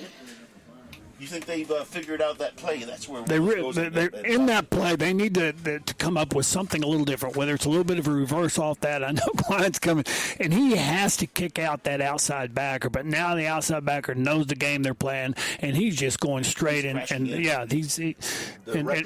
just makes it difficult. So I'm not sure, but yeah, there's got to be something. And I'm not sure if they have something for Brody. You know, Brody's lining out as a receiver now, way wide, just trying to keep that cornerback out of the play. Balance line to the left, and we're going to run to the left, and it is Ali going to the left, and he's taking it, and he's going to go to the 13-yard line. It's going to be 3rd down and 4. Yeah, Brody was caught out there blocking a little bit, and good to see that. Looks like, yeah, and it's going to be a 3rd down and 3 for the Coyotes at the 14-yard line. Coyotes are up in the huddle. They are threatening. That's a short 3. Yeah, it's a short 3. It's a short 3. 3rd down and 3. There is 2 minutes and 14 seconds left in the half. The Coyotes are up in the line. We do have the Coyotes had to call a timeout. They had a little confusion in their offensive set. So we are going to take a real quick commercial break and be right back. This is UvaldeRadio.net. Serving Uvalde and the surrounding counties since 1991. Country Gardens and Seed thanks all their dedicated customers for over 30 years of support. Yolanda and her friendly staff invite new faces to stop by 403 South Getty Street for all your gardening needs. They're there to help you and answer any questions on your landscaping projects. Fall gardening starts soon, so call 830-278-2204. Country Gardens and Seed, 403 South Getty Street, Uvalde. Welcome back, Coyote fans and the World Wide Web. This is UvaldeRadio.net, and this is Simon Pops Ortiz with Dan McElroy. Dan, it looks like we're controlling the line of scrimmage, doesn't it? We are, and that'll win a football game if you can do that, control. And they're really doing it on both sides. They're doing it on defense, too. They've been able to stop them on those inside gap plays. And we're lined up in that jumbo set with Abraham Ali in the direct snap position behind the center. He does get the ball, and he fakes it and they get him behind the line. We're going to lose 2 yards. It's going to be 4th down and about 6. They figured out that little fake that we do. They did, and again, they've got to have something off of that and do something different because they've done it twice, same play, and that time they just knew it was coming and were all over him. So I think that Brody is going to come back in at the quarterback. No, they're going to do a field goal. Coyotes are lining up for a field goal. It would be a 36-yard field goal for DeVere. There is 1 minute and 30 seconds left in the half. We are lined up for a field goal try. The ball is down. The kick is up. And it is good. Let me tell you what, this kid can kick. He's a talented young man, and I really like this Willis kid. He can do some things. We'll go for the Coyotes with 1 minute and 20 seconds left. The score now is Coyotes 17, the Billies 7. We're going to take a real quick commercial break and be right back. This is the UvaldeRadio.net. DKM Enterprises is a family-owned and operated company with 3 generations of proven quality and customer service in the steel industry. DKM can assist your business with the safe and thorough completion of projects or purchases of any size. Headquartered in Uvalde, Texas and Abilene, Kansas, DKM has yards and locations across the country. We look forward to providing you quality service with a hometown feel, efficiency you can feel good about, and project completion with a focus on safety and environmental responsibility. Welcome back, Coyote fans. This is Simon Pops Ortiz with your Coyote Pack broadcast on UvaldeRadio.net. Man, we are about to kick off. We're on the 40-yard line. DeVere is about to kick off again to the Billies. The ball is kicked. It's up. It's going to go to the 20, to the 10, and it dies at the 2-yard line. Oh, and he downs it at the 2-yard line. That's where the Billies will start their next series, at their own 2-yard line. I don't think DeVere was trying to do that, but it worked. And it hit about that, the way that spin was on it, it hit about the 15-yard line and started just kind of dying, and they just slid into about the 2-yard line and just died. And the returner, I don't know, he didn't know what to do. He was, probably could have picked it up and run a little bit, but I think he was just confused and just took a knee, and now they got the ball on the 2. They've got the ball on the 2. It was like a coffin corner kind of kick. Yes. And he didn't want to take it out, so they're starting their next series at the 2-yard line. It's going to be first down and 10 for the Fredericksburg Billies at their own 2-yard line. There's 1 minute left in the half. They are in their spread formation. They have 2 wide receivers right, 1 left. The quarterback is in the shotgun formation. He's got 1 running back. He's going to give it to that running back, and he's going to try to dive in there for about a 3-yard gain. Yeah, that was just a quick trap. He backed up, the fullback took the ball, ran it right up the center. The ball of the the ball itself is over the 5-yard line, so it's going to be second down and 7 at the 5-yard line. They are in their spread formation, 2 wide receivers right, 1 left. There's motion to the left. The quarterback's asking for the ball, and he's going to hand it off again to that same running back, and there is going to be maybe a yard gain. They had a little motion there, Simon, in that they're trying to sort of throw the defense off. Whenever you motion somebody, whenever you send somebody, you're just trying to get the defense to catch them off guard, to get them thinking about things that aren't going to take place. And they hand the ball off, and fortunately, everybody was in their gap, in their position, and made outstanding play, kept them there at about the 6-yard line. So it looks like the Billies are just going to let the clock run down. It's 16 seconds left in the half. They have a 3rd down and 5. And I think they're just going to go ahead and let it run out and go into the locker room at halftime with the Coyotes leading 17-7. Yes, sir. The clock is going to 4. Oh, somebody called a timeout with 4 seconds left. I don't know who did, but there is a timeout on the field. We're going to take a real quick break and be right back with you for the end of the first half. This is UvaldeRadio.net. Texas Farm Store backs up pack. Locally owned and operated for over 50 years at 236 East Nepal. Stop by for everything you need. Feed, seed, lawn and garden, animal health, custom mixing and grinding, tack, herbicides, pesticides, and even wild game feeders. At Texas Farm Store, our friendly and knowledgeable staff can help you with all your needs. Delivery is available. Please call for more information, 830-278-3713. And find Texas Farm Store online at txfarmstore.com. Welcome back, Coyote fans. The Coyotes are coming back to the field. This is UvaldeRadio.net. There's 4 seconds left in the half. We did call, or somebody called a timeout with 4 seconds, and they are back on the field. They're going to run a play. The Coyotes are up on the line, and they are going to just kneel it, I believe. And no, yep, they are. They ran the tush push, the little quarterback sneak, but it was only to run out the rest of the clock. It is now the end of the first half. The Coyotes are up 17-0 on the Fredericksburg Billies. Ladies and gentlemen, this is the Coyote Pack broadcast on UvaldeRadio.net. Right back. Does your health have you on the sidelines? With over 20 specialty services, Uvalde Memorial Hospital has the winner's playbook of healing. Whether it's orthopedics, oncology, pain management, podiatry, radiology, or rehabilitation, Team UMH can offer you the quality comprehensive health care you need to get back in the game of life. Call us today to learn more at 830-278-6251. Go Coyotes! The most Texas country and red dirt, plus the best of Nashville from 90s to now. She said, here she wants his fancy, don't let me down. You know damn near everything I love. Uvalde Radio. There's power in the simplest of actions. Like one neighbor helping another.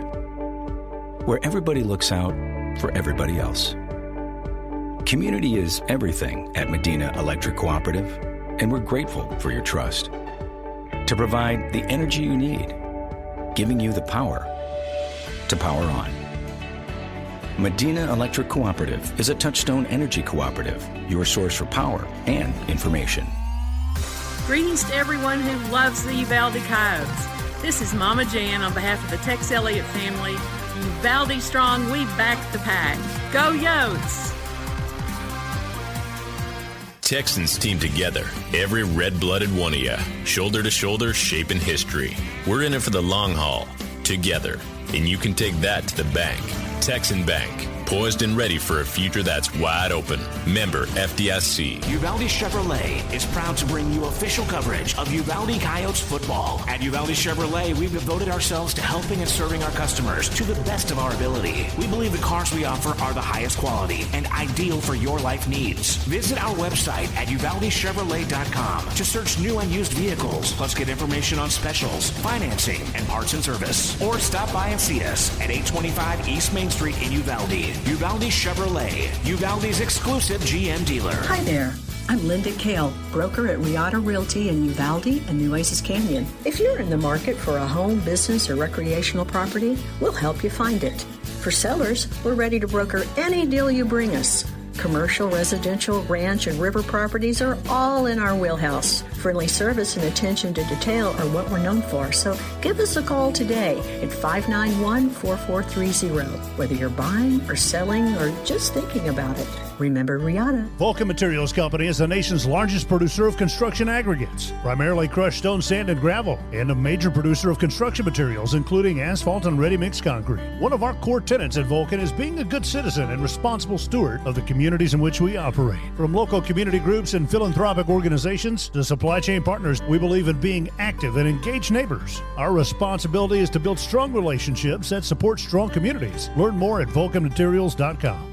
Get ready to dive back into the thrilling world of football predictions with Season 2 of Chamber Picks, presented by the Uvalde Area Chamber of Commerce and Visitor Center. Join your host, J. Allen Carnes, along with Mama Jen Elliott, Willie Edwards, and their fellow panelists every Wednesday night at 7 p.m., streaming live on Facebook and YouTube. Each week, join Coach Wade Miller as he provides a game recap and offers a sneak peek into the upcoming challenges for the Coyotes. Sponsored by First State Bank of Uvalde, Uvalde Chevrolet, and Luigi's Italian Restaurant. Go Coyotes! Cecil Atkinson Motors is proud to be your Chrysler, Dodge, Jeep, Ram, and Wagoneer dealership in Uvalde, Texas. We've been in business for over 37 years as a family-owned car dealership and your one-stop shop of automotive excellence. Stop by and see us at 2630 East Main Street under the giant Texas flag. And help us welcome our new general manager, William Juarez, and his family to Uvalde. We look forward to introducing you to a wide selection of pre-owned vehicles, our stellar finance team, and our dedicated service center. Visit our website at CecilUvalde.com. Cecil Atkinson Motors. When the products are similar, the dealer makes a difference. Serving Uvalde and the surrounding counties since 1991. Country Gardens and Seed thanks all their dedicated customers for over 30 years of support. Yolanda and her friendly staff invite new faces to stop by 403 South Getty Street for all your gardening needs. They're there to help you and answer any questions on your landscaping projects. Fall gardening starts soon, so call 830-278-2204. Country Gardens and Seed, 403 South Getty Street, Uvalde. DKM Enterprises is a family-owned and operated company with 3 generations of proven quality and customer service in the steel industry. DKM can assist your business with the safe and thorough completion of projects or purchases of any size. Headquartered in Uvalde, Texas and Abilene, Kansas, DKM has yards and locations across the country. We look forward to providing you quality service with a hometown feel, efficiency you can feel good about, and project completion with a focus on environmental responsibility. The most Texas country and red dirt, plus the best of Nashville from 90s to now. Finally got a handle on you. We might just get stuck. Let's get a little mud on the tire. Uvalde Radio. Welcome back, ladies and gentlemen. This is the Coyote Pack broadcast on UvaldeRadio.net, and we are going to do our Uvalde Memorial Hospital injury report with Mr. Ryan Teague. Ryan, welcome back, my friend. Hey, good to see you. Thanks for having me, as always. Oh, yes. You know, I don't think we had one injury today. You know, like all our games on turf, you get a little scrapes and cuts, but so far so good, which is fantastic. So it basically just you were out there with the spray. You know, you get the tape. You know, you got the student trainers that love helping out. You know, they do a great job. Doc Adams and his group are great, and the less I get to do, the better. Well, you know, that's great that we don't have anybody hurt, and we did have one young man that was a little well. He was taken to the hospital last week. Yes. Just generally, how is that young man doing? He's doing great. He's up and about, out moving around. He was out at the JV game last night. He's doing well. Yeah, it's great. It's a tough injury, but miracles of modern science. He's going to be fantastic. Great. It's good to hear that he is progressing well. I know that our listeners do worry some about our players. Of course, their safety is one of the biggest concerns for us. That was a big bummer last week. You know, games out of hand. You know, kickoff, just one of those plays. That injury. It's like it seems like every time we see one of those, it's just like that. We're getting blown out or blowing somebody out, and something like that happens. Yeah. Yep. You know But he handled it like a champ. I'll tell you, he was good. He's a good kid. You know, you could tell that there was not a big emergency type of situation that he was calm. So that was good to see and know. EMS did a great job. Does the field turf create more problems than natural like we have in Uvalde? There is still debate on that. There's a lot of research showing that the AstroTurf does seem to cause more injuries as far as ligament injuries, shoulder separations, just because it doesn't give. You know, the natural field gives, and so there is a movement among professional athletes trying to push towards everything going back to natural fields. I don't see financially how that's going to work for a lot of these school districts and things like that. The fields here, the turf is just much more manageable for them. You know, colleges, again, smaller schools, it's going to be tougher. You know, pros, they could. I mean, there's a lot of professional soccer players. They just won't play on turf. Right, and that's why they're tearing up MetLife because of that World Soccer. Yep. Or, you know, there's ways to do the trays, but then those have their own issues too. When you have partitions, you got cracks. Right. You know. Yeah, those can be dangerous also. Yeah. Sometimes I like to hear your opinion on the game. What you see down on the field? Turnovers help, man. Yep. You know, I think they're playing well. Couple fouls, which we've been prone to at times, killed us a little bit. But overall, the boys are playing real hard. I do like that jumbo package where we're just taking it to them. What's the atmosphere down there? No, it's good. Everybody's happy. You know, this game was a little bit closer. I think we'd have a little more fans. We usually travel pretty good. We do have a good-sized crowd for a game that's 2 hours away, but the boys are happy. They're playing hard. I'll tell you, watching Fredericksburg, I think the only thing they have is that counterplay, and I think we figured that out. So, yeah, the screen, right. That, and so the coaches were all over that, and we'll see what they can do in the second half. But I think so far so good. So far so good. They get the ball first in the second half. We'll see what happens then.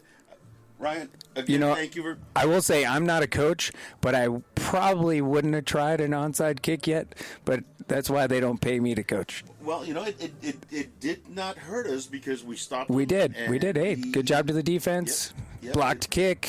I think he has a lot of faith in our defense. He sure does. It worked out well. It's sad because it was excellent. It was an excellent kick. Yeah, he was just waiting on it. He's sad because it was an excellent kick, and it really was. Yeah. DeVere kicked it, and he just ran with the ball. It was like him and the ball were running together.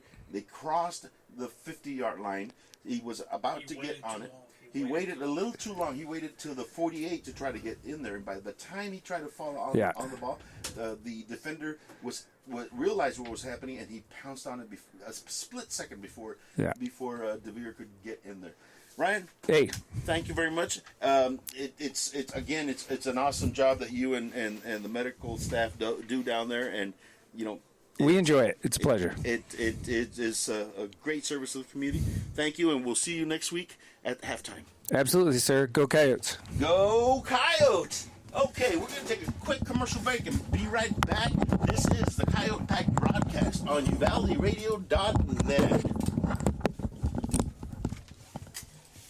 Like so many great Texas institutions, it began as an idea, became a vision, and ended up being a legacy. The premier bank of Southwest Texas since 1907, First State Bank of Uvalde, provides banking solutions, services, and products with the highest quality customer service, delivered with Southern hospitality and Texas spirit. For all your banking, loan, mortgage needs, or just to grab a cup of coffee and talk about Friday night's Coyote victory amongst the ambience and artwork, we'll be looking down the road for you here at First State Bank of Uvalde. Member FDIC, Equal Housing Lender.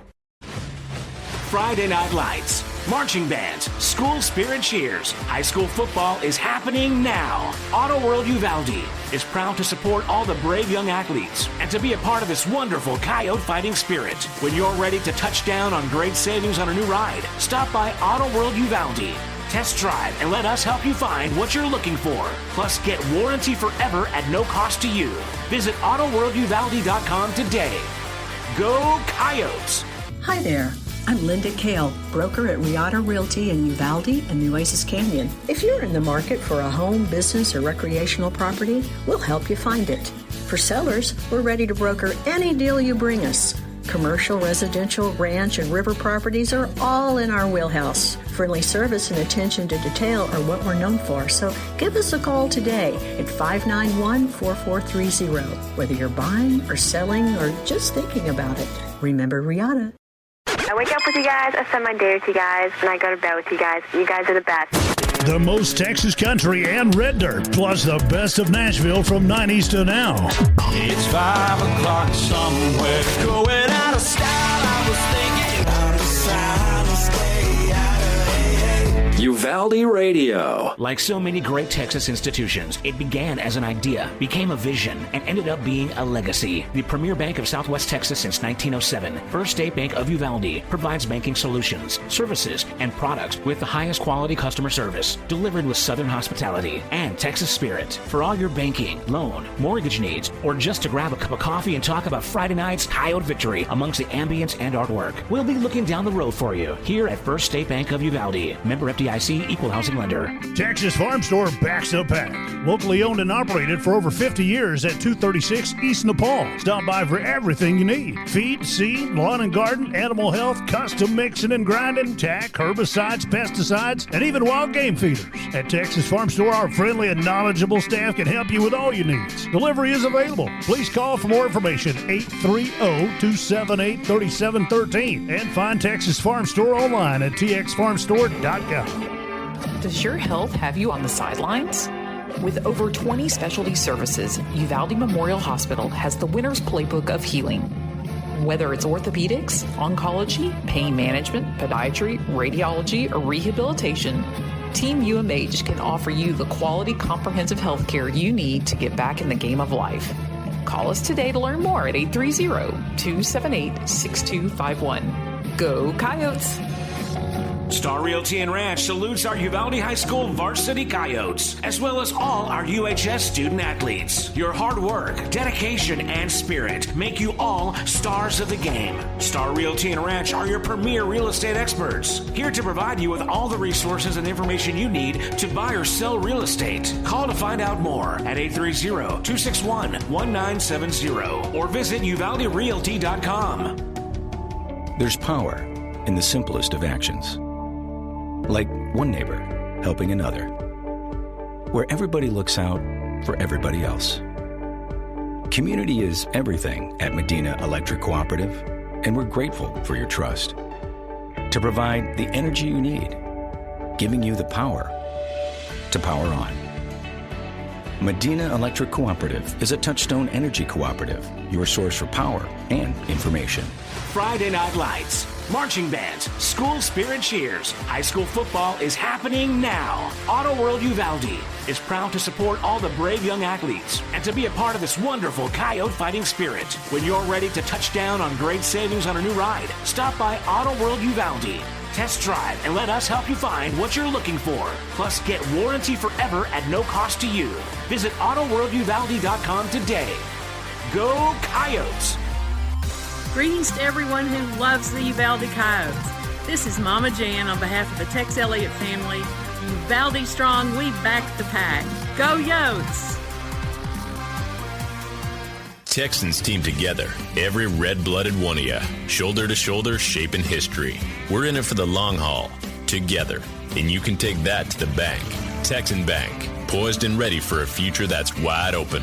Member FDIC. Uvalde Chevrolet is proud to bring you official coverage of Uvalde Coyotes football. At Uvalde Chevrolet, we've devoted ourselves to helping and serving our customers to the best of our ability. We believe the cars we offer are the highest quality and ideal for your life needs. Visit our website at UvaldeChevrolet.com to search new and used vehicles, plus get information on specials, financing, and parts and service. Or stop by and see us at 825 East Main Street in Uvalde. Uvalde Chevrolet, Uvalde's exclusive GM dealer.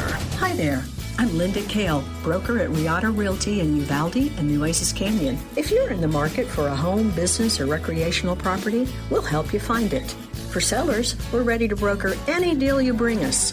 Commercial, residential, ranch, and river properties are all in our wheelhouse. Friendly service and attention to detail are what we're known for, so give us a call today at 591-4430, whether you're buying or selling or just thinking about it.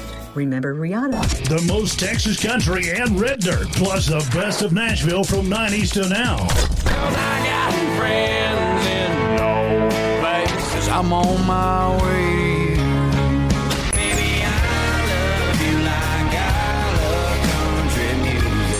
Uvalde Radio. Uvalde Radio. Welcome to the Medina EC Halftime Show. Medina Electric Cooperative, built by this community over 80 years ago to deliver safe, reliable, and affordable energy. Proud to be a part of this community and continue to serve beyond the power lines. And now your host, Simon Pops Ortiz, on your home for Uvalde Coyotes football, UvaldeRadio.net.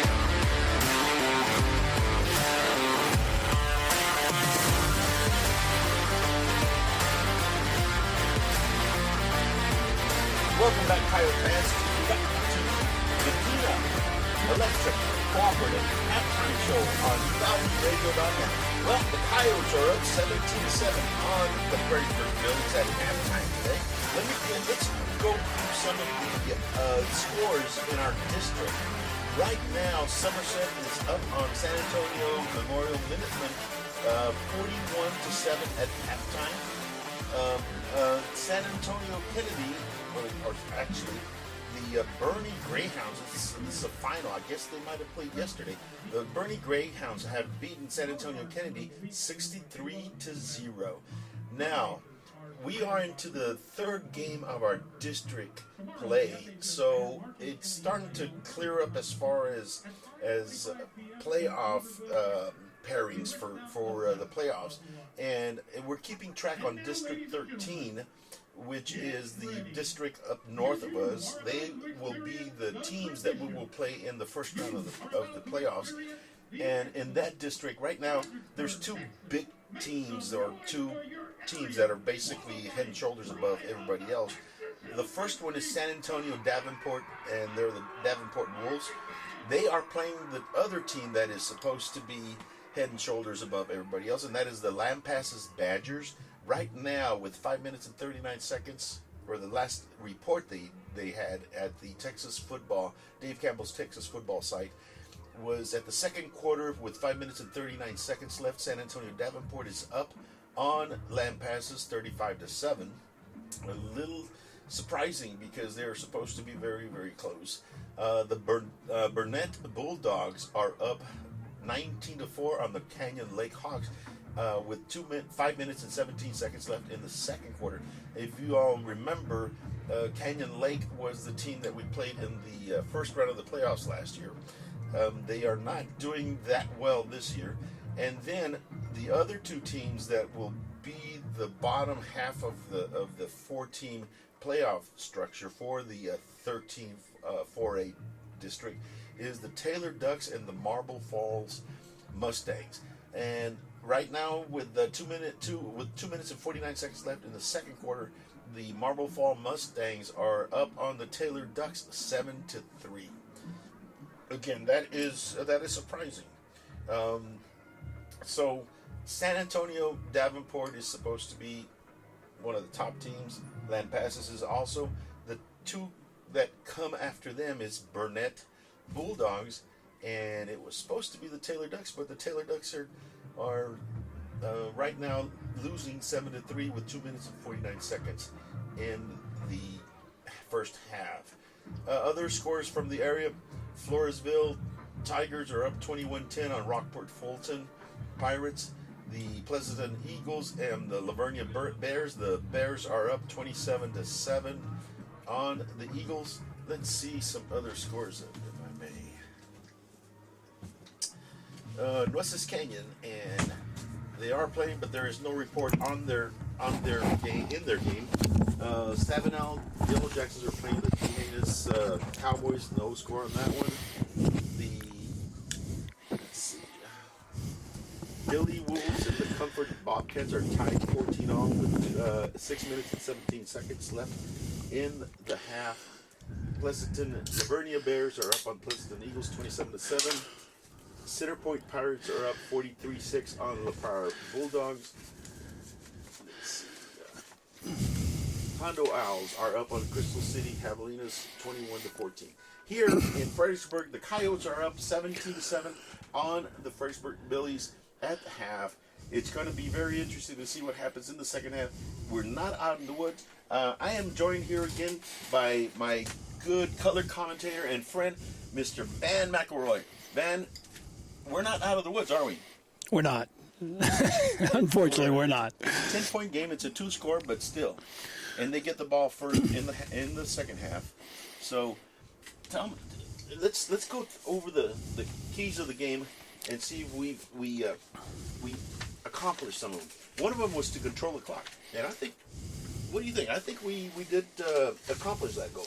They've done an excellent job on that, and I think and early on, what I brought up to you and told those listening that sort of my wild card guys were both the head coach and the coordinator, and I had a sneaky feeling in visiting with them they were going to change things up a little bit, and it wasn't necessarily part of it offensively was to take some time off the clock, but I think they felt that they could outman these guys a little bit, slow the game down a little, and what have you. And then on defense, what has been interesting, and I don't know if you've noticed, I don't know if they've brought one person yet. It has been a base defense. And in their defense, they run a 4-2-5, and it's a little different. It is set up that defense. It's sort of a off the 4-3. It's a little different, but it's set up for that spread offense that all the teams are running today. Right. So I'm wondering if he will change up this D coordinator, if he'll change up a little bit and start bringing some people this second half. I don't know that. Seems to be working, but that's my take on it. You think that McNamara, our D coordinator, should bring some more people for pressure in the second half? I think if he picks his moments, because he's set the tide now. They didn't do anything in the first half. No, so what are they going to do? They're going to prepare for some things. They're going to do some things, the things that they struggled on, that screen, right. Things of that nature that were sort of the counter plays that the offense put together. We did have success against our defense had success against their offense because they had four possessions and they got one touchdown and they had one punt and then the turnover and then they ran out the half. So we have been able to stop their offense with our spread, with our 5-2 or 4-2-5 defense, which is basically designed to stop the spread offense. It is, and here's what they need to do. There's two plays three plays that they've got to figure out. They got to figure out the screen.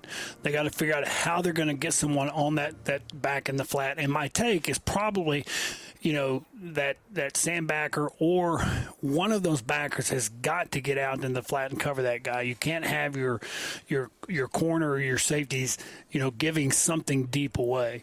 So I will be interested to see how they begin to handle the screen, the flat, and some of those runs on the outside that Fredericksburg was able to create some seams and get their speed guy run the. He's a little scary to me, and yes. the great thing about it is though the number of times that Fredericksburg had the ball on our side of the field when they even started on our side of the field, and we stopped them.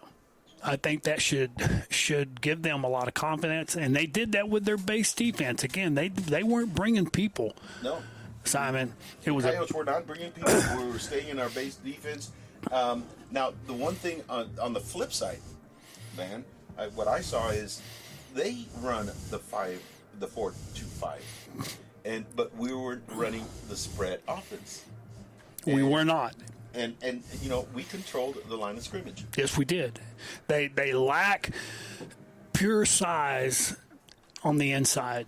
Okay. Yes, they've got good athletes, but they lack pure size. So what do you do with that? You try to just man up with them and allow your size just to push them back. It may not look very pretty, Simon, but you the ball's on the ground and you've gained 5 yards. Yeah, and that's exactly what we did with our jumbo set, or what people call the Wildcat, where we line up Abraham Ale in the backfield taking direct snaps, and we simply overpowered him. The only thing that was stopping us, and it stopped us from getting 7 instead of 3 at the end of the half, was the fact that we're still having some issue with the pre-snaps. Absolutely. Pre-snap penalties. And let me just speak to that. I began to look at that and analyze a little bit just what I was seeing out there. And I'm not so sure that those offside penalties are coming when Brody's at quarterback. It's when they get into their power, backfield back there, and there is a change in the cadence of someone when they're calling whatever it is that they're calling it, and I have a funny feeling that's the problem. You are so right, because those two late pre-snap penalties we got at the end of the half was when we were in the jumbo set. So there is a difference in those cadences when Ale is the one that's calling for the ball instead of Brody, and then Brody the majority of the time has been under center. Yep, he's under center, but even when he's in a spread set for so long in practice and just all the times you hear his cadence and how it sets, the O-line gets used to that, and when another guy comes in, it just changes, and the excitement of the game and what have you, they can't jump off sides, but to me, I think that's probably been the issue. Well, the second half is about to start, ladies and gentlemen. We are going to take a real quick break and be right back. This is the UvaldeRadio.net. Like so many great Texas institutions, it began as an idea, became a vision, and ended up being a legacy. The premier bank of Southwest Texas since 1907, First State Bank of Uvalde, provides banking solutions, services, and products with the highest quality customer service, delivered with Southern hospitality and Texas spirit. For all your banking, loan, mortgage needs, or just to grab a cup of coffee and talk about Friday night's Coyote victory amongst the ambience and artwork, we'll be looking down the road for you here at First State Bank of Uvalde. Member FDIC, Equal Housing Lender.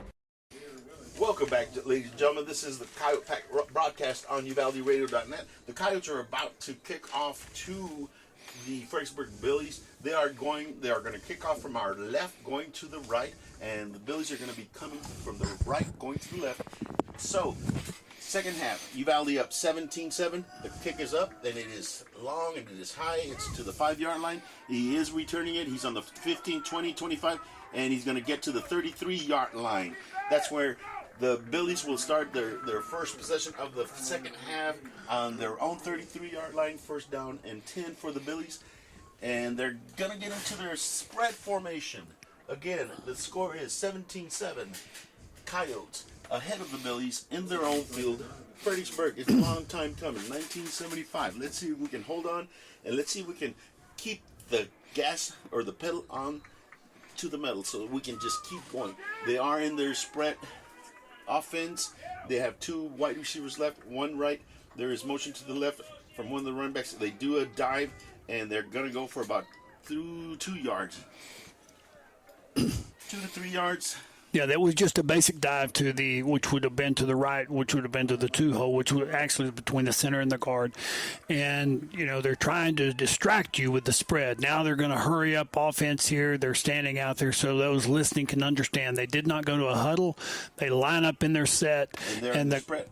And it's on the 36-yard line, second down and 6. He's asked for the ball. He's going to do another dive, and we get him in the backfield. Number 8 came in from his defensive end position, and we got him for a 2-yard loss. John Elizondo did a great job there, and he just slammed him. He came in. Be careful now. They're going to do something to throw you off. Yes, they understand, and so you have about 9 yards to go. Let's see. They're down to 9, and they're in the spread. They got triplets to the left. He's going to go back, and he's going to try to throw in the flat. Get outside. He's not getting it now. He's trying to get and he's not going to make it to the first down marker. He's going to be a 4th down and 4 yards to go. And that was a great job by Smith coming up to make that. Caden did a good job and seeing what was going on, came up quickly so they wouldn't get a first down there. And now they got 4th and about 5. And that was I am excited to see that. I was afraid they might come into the game or come into this half and be maybe not as fired up. I don't know. I just wanted to see what they were going to be like when they came out. And let me tell you, they're playing football now. They're coming out firing. They are in punt formation. Number 4 is back to punt. He's asking for the ball. He is going to be able to kick it out, and it's going to the sideline, and it's going to go out of bounds at about the 30-yard line. That's where the Coyotes will start their first possession of the second half. 30-yard line. There is 10 minutes, 47 seconds left in the third quarter. The Coyotes are up 17-7. We're not going to take a break. We're going to go right back to the action. It was a good stop for the Coyotes. It was, and they didn't bring people again. They were just a base defense, and they're filling their gaps, their responsibilities, and so far it's working. 1st and 10 for the Coyotes at their own 30-yard line. They are in their wing formation with Brody under center. Mr. Klein is in the backfield at number 45. Abraham Ali is motioning to the left. Oh, man, no. Oh, boy, they got it. They got it. And what happened there, he flipped it back, is a little behind Ali, and it just, oh, my goodness. Fumbled pitch out to Ali. They are able to, or they being the Billies, able to recover the ball at the 20-yard line. That's going to be 1st and 10 for the Billies at the 20-yard line. It was a fumbled pitch out. It was a little behind. You might have been able to get it, but he wasn't. So the Billies get a turnover. It's going to be 1st and 10 from the 19-yard line of the Coyotes for the Billies. We are up 17-7. There is 11 minutes and change left in the third quarter. They are back on offense. The Billies are in their spread formation. They do have 2 wide receivers left, 1 wide receiver right. Number 12 is the wingback. He is dangerous. They are going to do a dive, and that young man is able to get plenty of yards. And Fumble. They got it. We got the ball. Fumble. The Coyotes got it. Oh, my goodness. That is an incredible play. It was about a 12-yard. Are they going to try to call it off again? Yeah, they're trying to call it off. Let's see what the referees are huddling up. They're trying to decide whether it was a fumble or the forward progress had stopped. It is. No, there was no forward. It wasn't a forward progress. I don't know what they'd be calling it on. Right. And whether he was down, they're still discussing it. Is Fredericksburg still up to their shenanigans? They might be up to their shenanigans. Gentlemen, we have 10 minutes. They're saying, the Fredericksburg kids are saying it's their ball. That's incredible. That's incredible. That's incredible. Yeah, they're giving the ball back to Fredericksburg. They're going to have a first and goal at the 5-yard line. That really is incredible. There was a fumble, and we did recover, but they said that the player was down, so the Billies go back on offense. First and goal at the 6-yard line of the Coyotes. 10 minutes, 30 seconds left. 17-10, 17-7 is the score. They are in their spread formation, and they're asking for the ball. He is going to give it to the running back. He's going to go and make it in for a touchdown. No. They call him out at the 1-yard line. It's going to be second and goal at the 1-yard line for Fredericksburg. It was a spread out left. That's unfortunate, the play before, and obviously they've got to stand up now, and players have to get that off their mind and play defense. They've got 1 yard here, the 1-yard line, hit those gaps hard, linebackers hit them. They are going to go for a quarterback sneak, looks like. They are up in the line, and they're trying to get in, and... No go. No go. No go. No go. They were not able to power it in, so it's going to be 3rd down and 1, no gain. They tried that tush push. Contain now. Make sure those guys on the outside contain. Yes, they cannot. They cannot control the line of scrimmage. They, being the Billies, cannot overpower us. Now they are in their spread formation again, and they have 2 wide receivers right, 1 left, and he's going to sprint to the left, and he's going to try to get it in. And he didn't get it. No, he lost 4 yards. 5-yard line. Yeah. It was a quarterback sprint. That was a great play. Great defensive play. Everybody was on somebody. That's what I saw that play, if you're listening, that every defender had their guy. They were in their in their gap. Be a 4th down and goal at the 5, and they bring in their field goal unit. So we did stop them at the 5, and they were not able to punch it in. They are going to try a 16-yard field goal, a 26-yard field goal. They are down. He's asking for the ball. It is down, and the ball is up. And good. Ladies and gentlemen, the score is now 17-10. The Coyotes are still up. They did make a goal line stand, but they are down. They're up 17-10. 8:56 left in the 3rd quarter. We'll be right back. We're going to take a real quick commercial break. This is the Coyote Pack broadcast on UvaldeRadio.net. Vulcan Materials Company is the nation's largest producer of construction aggregates, primarily crushed stone, sand, and gravel, and a major producer of construction materials, including asphalt and ready-mix concrete. One of our core tenets at Vulcan is being a good citizen and responsible steward of the communities in which we operate. From local community groups and philanthropic organizations to supply chain partners, we believe in being active and engaged neighbors. Our responsibility is to build strong relationships that support strong communities. Learn more at vulcanmaterials.com. Doing so Welcome good. Welcome back, Coyote fans. This is the Coyote Pack broadcast on UvaldeRadio.net. And the Coyotes are up 17-10 on the Fredericksburg Billies. They just scored a field goal. They are kicking off at the 40. The ball is up. It is kicked. It is coming down to number 2, Willis, on the right side of the field. And he's trying to make it to the outside. And he does make it to the outside and gets to the 32-yard line of the Coyotes. That's where the Coyotes will start their next possession. It's going to be 1st down and 10 for the Coyotes at the 31 or 32-yard line. I'm hoping that defensive stand there can motivate this team now to come out and finish this half. That was a big stand, and you have something that really takes the emotion out of you. You think you have a fumble, you think you've got the ball, then all of a sudden you don't, and they were able to stand their ground and stop them from getting a touchdown. So let's hope the offense can come out and do something here. The defense was able to answer the call, and now the offense is out. It is the wing formation with Ibrahim Ali motioning to the left, and it's going to be a pitch out to him, and he's going to take that ball, and he's going to get tackled for a 1-yard loss. There is no question with what they're doing, and certainly Fredericksburg at halftime. They're very predictable, and you become predictable when you're using your power and your strength and those different sets that they have to run the football. And so I'm hoping someone is hurt, and you might want to let the audience, if we can figure out who that is. There is a player on the line. It's one of our linemen. We're going to try to find out who it is, but in the meantime, we're going to take a real quick commercial break while they tend to the young man.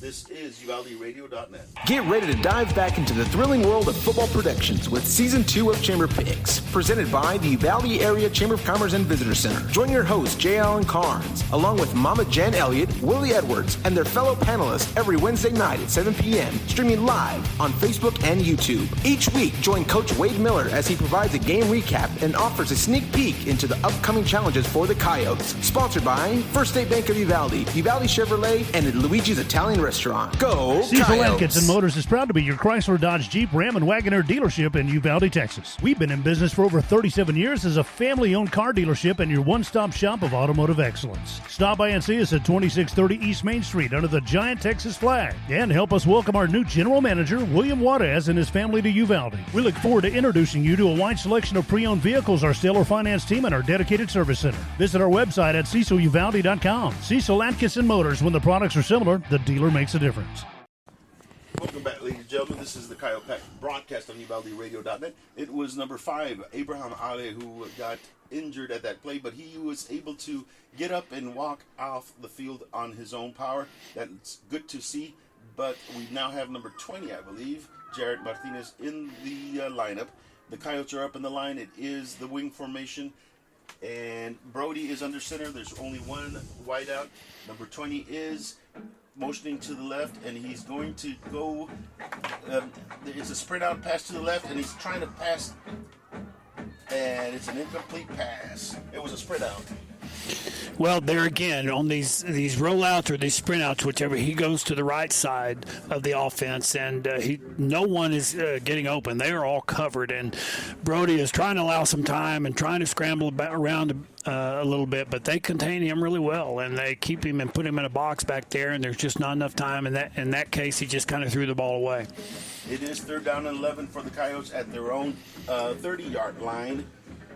They are up 17-10 on the Billies. There is 8 minutes and 8 seconds left in the third quarter. The Coyotes are up on the line. It's a wing formation. Number 20 is motioning left, and he's going to fake up. Oh, and he's almost. No, there was another sprint out to the right for Brody, but ball was thrown in the flat and incomplete. The outside backer on the left side of the Fredericksburg defense read that extremely well. It was a fake pitch going to the offensive left side. Brody then keeps the ball, rolls back to his right. That linebacker stayed on him, forced him to throw the ball away very quickly, and was unfortunate. Didn't get their first down. The Coyotes have a 4th down and 11. Number 24 is our punter, Chris Bata, and he's back to punt. They are in punt formation. He's asking for the ball. The ball is snapped to him. He punts a nice high punt. It is going to come down a little short. Let's see which way it bounces. It is going to bounce right up, and it's going to be down by the Coyotes at the 46-yard line of the Billies. That's where the Billies will start their next drive on their own 46-yard line. There is 7 minutes and 50 seconds left in the third quarter. The Coyotes are up 17-10, but they need to make a stop right here. They're putting a bind on their defense right now. Again, we're almost a repeat of the first quarter. Yep. The offense needs to come up with a little more creativity on their side of the ball. The Billies are up on the line. It's 1st and 10 for them on their own 46-yard line. They are in their spread formation. There's 2 wide receivers left, 1 right. There's a running back on each side of the quarterback. He is calling the play. He's now asking for the ball, and they're going to do it was a fake dive, and the quarterback kept the ball. A fake sweep, and the quarterback kept the ball.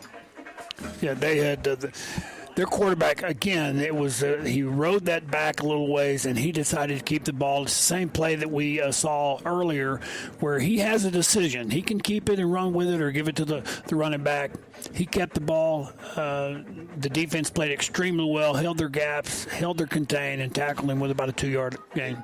It's second down and 8 for the Billies at their own 47-yard line. He is springing to the left, and he's looking to pass to the left, and he has a man open on the flat, and the young man is going to be tackled, but not before he got a first down. It's going to be first down and 10 at the 48 on the Coyotes' 44-yard line. It looks like number 0, Berto, hurt himself a little bit. He came in with that helmet and kind of dinged him a little bit, and obviously it didn't allow him to wrap up. They have a first and 10 at the Coyote 42-yard line. They are up on the line and they're spread. There's 2 wide. He's going to throw to the flat on the other side. Oh my goodness! It was almost an interception. We did have it covered on the flat that time. We did, and I tell you what, number 1 did an excellent job because he actually had that deeper receiver. He read the quarterback. The quarterback was throwing to the guy in the flat. The quarterback overthrew him, and number 1 came up and really had a good shot there. He read extremely well. It was almost an interception. On the coverage. It is second down and 10 at the Coyote 42-yard line for the Billies. They are in their spread formation. He's asking for the ball. He hands it off to the excellent coverage by number 6. I will say this on this defense and on this team today, they have done a great job on their contain today. That's one area where they have improved upon. And it's going to be third down and 10 for the Billies at the Coyote 42-yard line.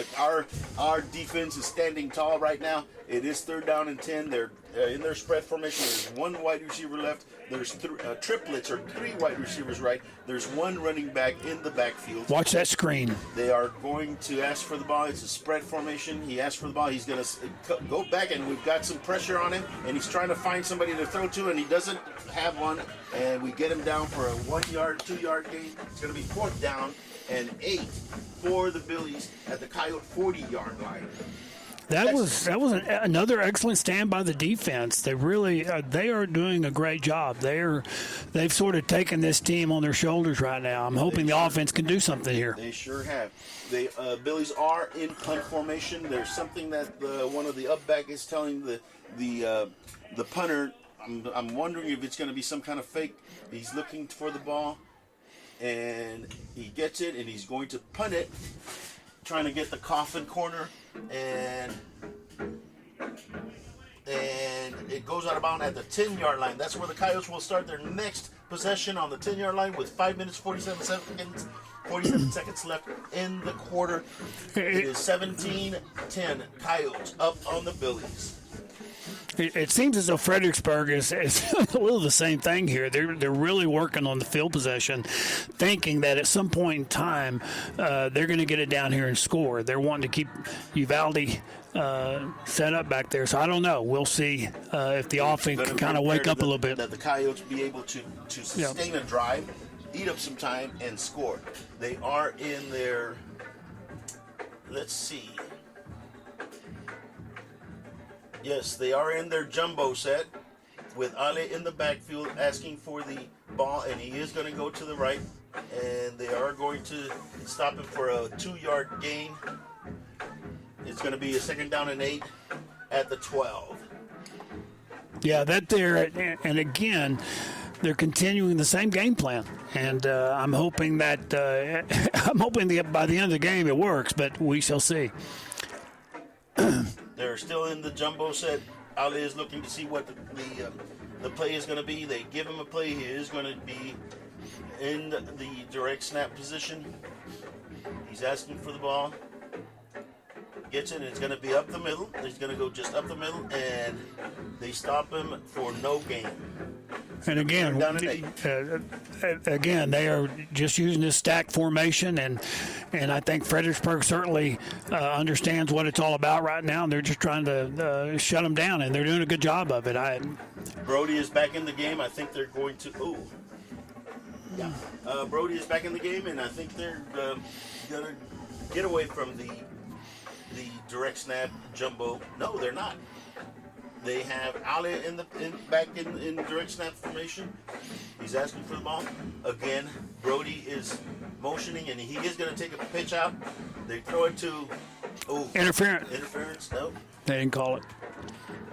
Incomplete pass for the Coyotes. Going to be 4th down and 8 for the Coyotes, and we're going to have to punt. To set up that play there, Ali caught the ball and he pitched it back to Brody. Brody was in motion, came sort of around behind him, pitched the ball to Brody, and Brody tried to throw it out to the flat, but he was well covered. We are going to have to punt the ball. We are on the 12-yard line. We are in punt formation. There is a punt returner on the Coyote 44-yard line awaiting the punt. We're looking to see. The ball is back. It is punted. It is a beautiful punt. Little low. Contain line. outside. And he only gets to the 40. It's a 10-yard punt return. And the Billies will start their next possession at the 40-yard line of the Coyotes. 1st and 10 to Billies. At some point, you just hope that this defense can continue. Again, they're on Uvalde's side of the football. They're on actually the 39-yard line is where they're going to start this series off, so we'll see. They are putting pressure on the defense. Let's see what happens here. The Billies are back in their huddle. Coyotes are already in position. It's a spread formation. 2 wide receivers left, 1 wide receiver right.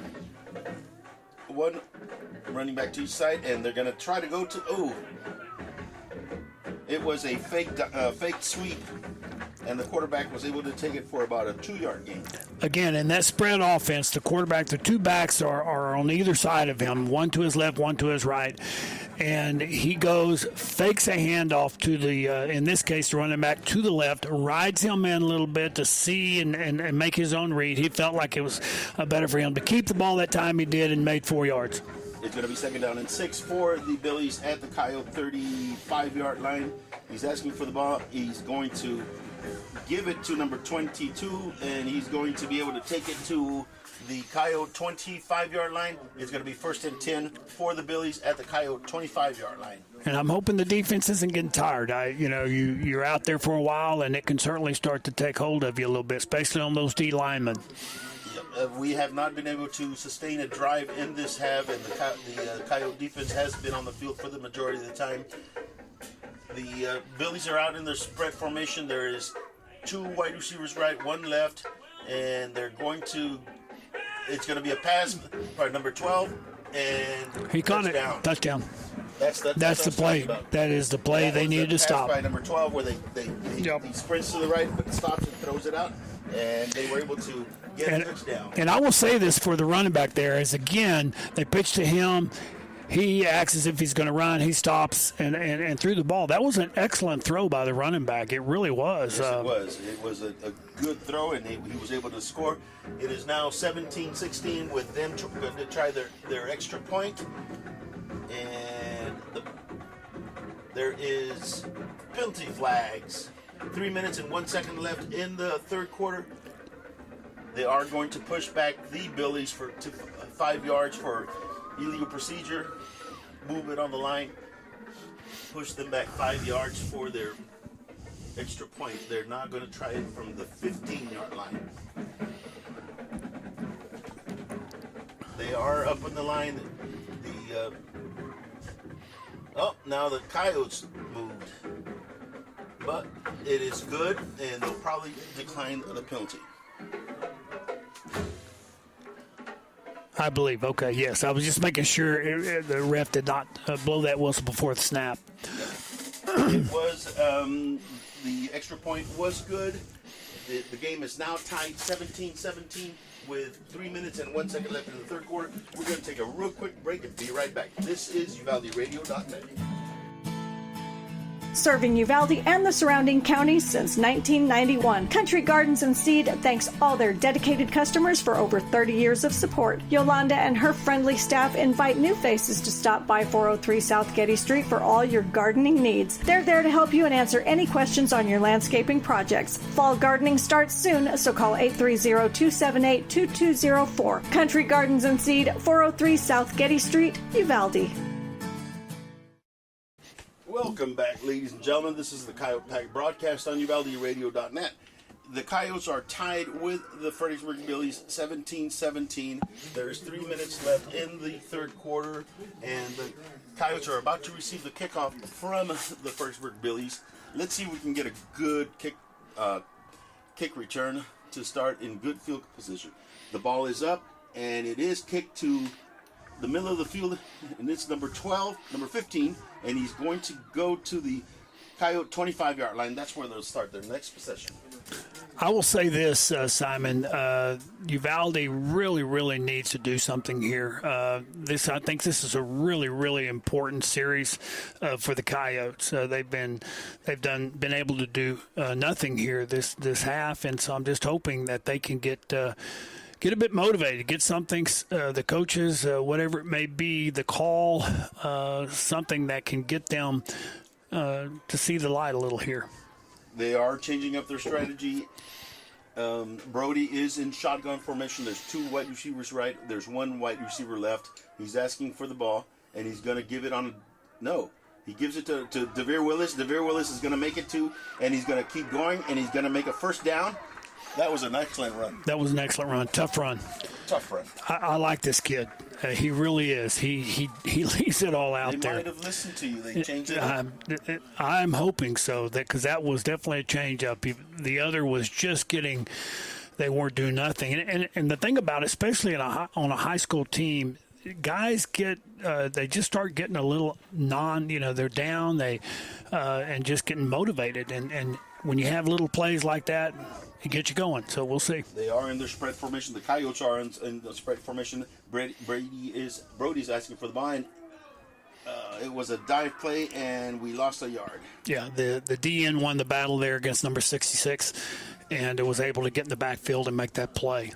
It's going to be second down and 11 for the Coyotes at their own 34-yard line. The Coyotes are tied 17-17 with the Fredericksburg Billies. There is about 2 minutes left in the third quarter. Second and 11. Very important. They get a good positive play on this. They really do, and it's they are up on the line. It's spread formation with Brody in the backfield. There's two wide receivers left, and there's one right. Number 11 is motioning right, and they're gonna. There he is. There he was. Ooh, it was too far out. He was trying to come back to throw it to the right side, and he was just too far out. So initially, Brody he sprinted out to his left and really had someone out there in the flat. He just didn't feel comfortable in throwing that, I guess. And then he rolled back around, came back to the right side here, had a guy out there about 15 yards, but just kind of underthrew him there. Maybe he thought really was just trying to get rid of the ball. He had some pressure. Just didn't make it happen. Down for the Coyotes. It's third down and 11 at their own 34-yard line. Brody is in the spread formation. He asked for the ball. He's going back, and he's going to throw it, and it's going to be snuffed out. It was a screen play. It was, and the defense, that was a great play by Fredericksburg. I just hate to say it. They brought the house on him quickly, which the D-line should do on a screen play. They came in. They were in his face. They had the linebacker all over the running back, who was the receiver, and as soon as he got the ball, he went down. Fourth down and 10 for the Coyotes. They are in punt formation. They are on the 35-yard line. There is one Fredericksburg kick returner at the 30-yard line awaiting the punt. The ball is back. It is punted, and it is a beauty. It is going back to the 20, and it's going to be down at the 20-yard line. That's where the Fredericksburg Billies will start their next possession. It is 38 seconds left in the third quarter. The score is tied 17-17. That was his best punt of the night. That was an excellent punt. Got a good little roll on. Very good punt. Ladies and gentlemen, we're going to take a real quick break and be right back. This is UvaldeRadio.net. DKM Enterprises is a family-owned and operated company with 3 generations of proven quality and customer service in the steel industry. DKM can assist your business with the safe and thorough completion of projects or purchases of any size. Headquartered in Uvalde, Texas and Abilene, Kansas, DKM has yards and locations across the country. We look forward to providing you quality service with a hometown feel, efficiency you can feel good about, and project completion with a focus on on safety and environmental responsibility. And we're back, ladies and gentlemen, to the Coyote Pack broadcast on UvaldeRadio.net. While we were away, there was a one-play run. The Billies were able to get 11 yards. They now have a 1st and 10 at their own 32-yard line. They are back up on the line. They're running a hurry-up offense. They are in their spread formation. There is 2 wide receivers to the right, 1 wide receiver to the left. There is 1 running back in the backfield with the quarterback. There is 1 wing back to the right. They're gonna run the timeout. They got about 4 seconds, and they'll go into the fourth quarter. They're running the timeout, and it is the end of the third quarter with the score: Coyotes 17, Billies 17. We'll be back for the start of the fourth quarter. We'll take a real quick break. This is the Coyote Pack broadcast on UvaldeRadio.net. Texas Farm Store backs the pack. Locally owned and operated for over 50 years at 236 East Nepal. Stop by for everything you need. Feed, seed, lawn and garden, animal health, custom mixing and grinding, tack, herbicides, pesticides, and even wild game feeders. At Texas Farm Store, our friendly and knowledgeable staff can help you with all your needs. Delivery is available. Please call for more information, 830-278-3713. And find Texas Farm Store online at txfarmstore.com. Welcome back, ladies and gentlemen. This is the Coyote Pack broadcast on UvaldeRadio.net. I am Simon Pops Ortiz with Mr. Van McElroy, Super Bowl champ. What year was that Super Bowl? It was 1983. 1983. And Super Bowl it was. The Coyotes are in a battle right now. We're tied 17-17, the start of the fourth quarter. It is 1st and 10 for the Billies at their own 32-yard line. Our defense has been out in the field for a while, man. Yeah, and their leadership needs to take over now. Some of the players on that team need to get each other's faces a little bit and get this thing moving. They just seem they're just a little down. Need to have some motivation. Billies are in the spread. The quarterback is sprinting to the right, and he's trying to get to the right, and he's just throwing the ball away. That was excellent coverage, excellent containment. Everything they did there was perfect. And he really did. He came out there, and they remained on their coverage to that wide receiver in the flat. The thing there, he just rolled out. He sprinted out to the right. Again, it was a spread set to begin with, meaning the quarterback was in that shotgun position. They are back on the line again in their spread formation. 1 wide receiver left, 2 wide receivers right. There is a wingback motioning to the right. And they're going to do a dive right in the middle, and there is no gain. There's maybe a yard. Excellent gaps by the defensive line. Then everybody was in their position. That's exactly what they need to start doing. When you're getting and things aren't working exactly right, you got to start over. You got to get back to the basics. And right there they were. They were right in the gaps, and they stopped at the line of scrimmage basically.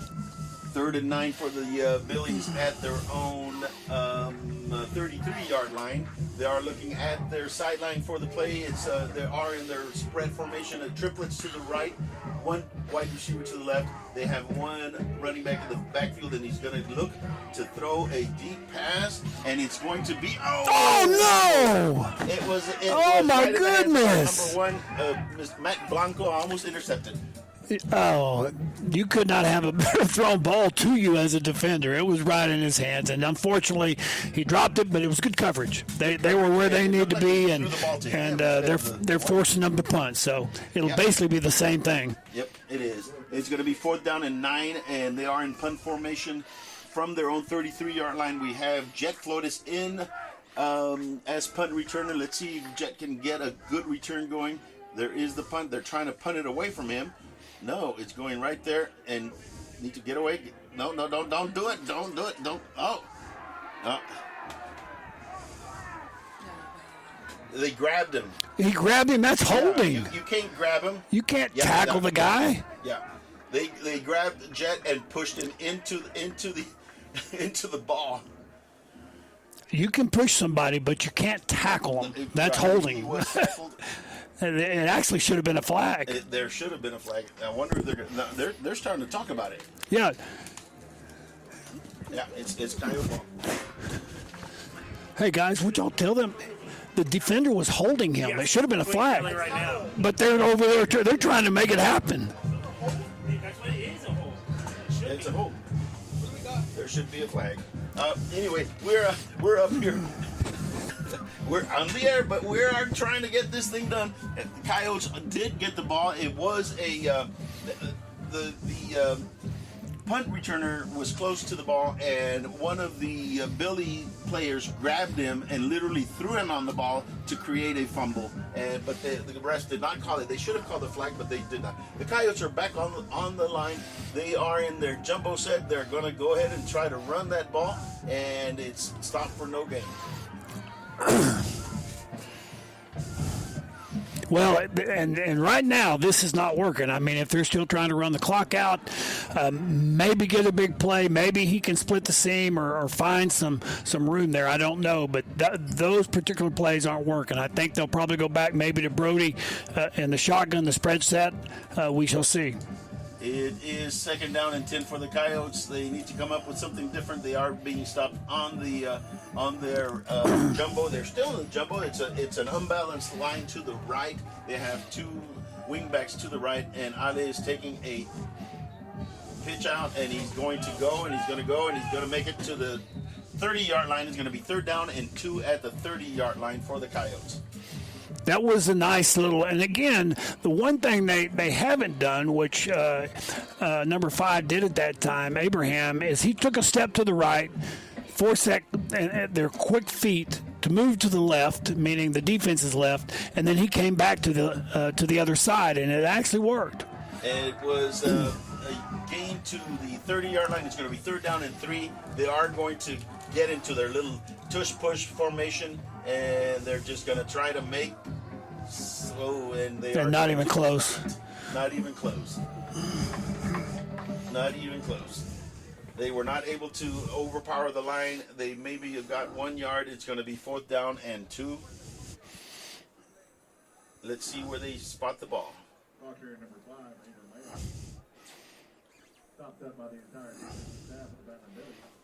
It is going to be 4th down and 3. There was no gain on the play, and the Coyotes bring out the punt unit. It was a little disheartening, but let's see what the Coyotes can do. They're in their punt formation. The punt returner is on his own 35-yard line. We're going to punt the ball, and it's up in the air. It looks like it's going to be caught by the wind, and it's going to roll to the 45-yard line of Fredericksburg. That's where Fredericksburg will start their next possession. It is 9 minutes and 8 seconds left in the game. The score is 17-17. It is a tied ball game. We're going to take a real quick break and be right back. This is the UvaldeRadio.net. Does your health have you on the sidelines? With over 20 specialty services, Uvalde Memorial Hospital has the winner's playbook of healing. Whether it's orthopedics, oncology, pain management, podiatry, radiology, or rehabilitation, Team UMH can offer you the quality, comprehensive health care you need to get back in the game of life. Call us today to learn more at 830-278-6251. Go Coyotes! And we're back, ladies and gentlemen. They did run one play. The Billies did run one play, but the Coyotes are tied with the Billies 17-17 in the 4th quarter with 9 minutes left in the game. They did stop them for a 1-yard loss. It's going to be 2nd down and 11. The Billies are on their own 44-yard line, and the Coyotes did stop them on first down. They are back up on the line in their spread formation. There's 2 wide receivers left. There's 1 wide receiver to the right. There's a running back to the left of the quarterback. There's 1 wingback that is motioning to the right, and they are going to try a come on, and nope. Okay, good. They were able to run him out for a no gain. And that was an excellent play by the defense, actually. I thought they did a great job with that. He faked to the running back going to the right. He willed, meaning the quarterback rolled around to his left. Everybody was covered. They lost a little contain there. Let's see what they do here. But it's about 3rd and 11 now. 3rd and 11. They are back in their spread formation. There's going to be his back to pass, and they're going to try that little. And he's Don't gonna do go. it. Don't do it. Almost. He almost broke it for a touchdown, but he was pushed out of bounds at the 20, at the Coyote And it's funny, you certainly, those can hear us up here, and just us, you can see it coming. You see that screen set up, everybody's rolling, and he kind of goes in, gets kind of lost, and then backs back out to the flat, and they throw that little screen. It's been a very successful play for them. First and 10 for the Billies at the Coyote 39-yard line. The number 12 is going to take the ball up the middle, and he's going to take it for another 10 yards, and it's going to be first down, and let's see. Second down, about 2. Second down and 2. Second down and 1 for the Billies at the Coyote 30-yard line. They are up in the line. 2 wide receivers right, 1 left, spread formation, quarterback in shotgun. He's asking for the ball, looking to the quarterback, to the sideline for a play. He gets the play, he's asking for the ball again. 1 running back on the right, he's going to give it to number 12, and they're going to try to power number 12 in, and he's going to be able to go for 2 yards for the first down. Enough for a first down. First and 10 for the Billies. So what we're hoping here is another stop by the Coyotes, and that's just been the way it's been this whole half. And I know they're getting a little tired. Hopefully they can do this. It's first and 10 for the Billies at the Coyote 27-yard line. They're up on the line. They are in spread formation. There's 1 running back on each side of the quarterback. There is 1 man motioning to the right. He is going to give it to number 12, and number 12 goes for about a 2-yard gain. It's going to be second down and 8. I tell you what, their offense has actually picked it up a little bit. They've created a lot of different crossing sets, some different motions, just to create, a young man on defense. You see people moving around, you lose your eyes, you lose your set, and it just throws you off. And all they need is that quick second to get that block. Second and 7 for the Billies at the Coyote 23-yard line. And the number 42 is going to get the ball, and we stop him for about a 1 or 2 yard gain. It looks like it'll be about 3rd and 3. It's going to be 3rd and 4, or is it 5? You're right. 3rd and 5. Excellent.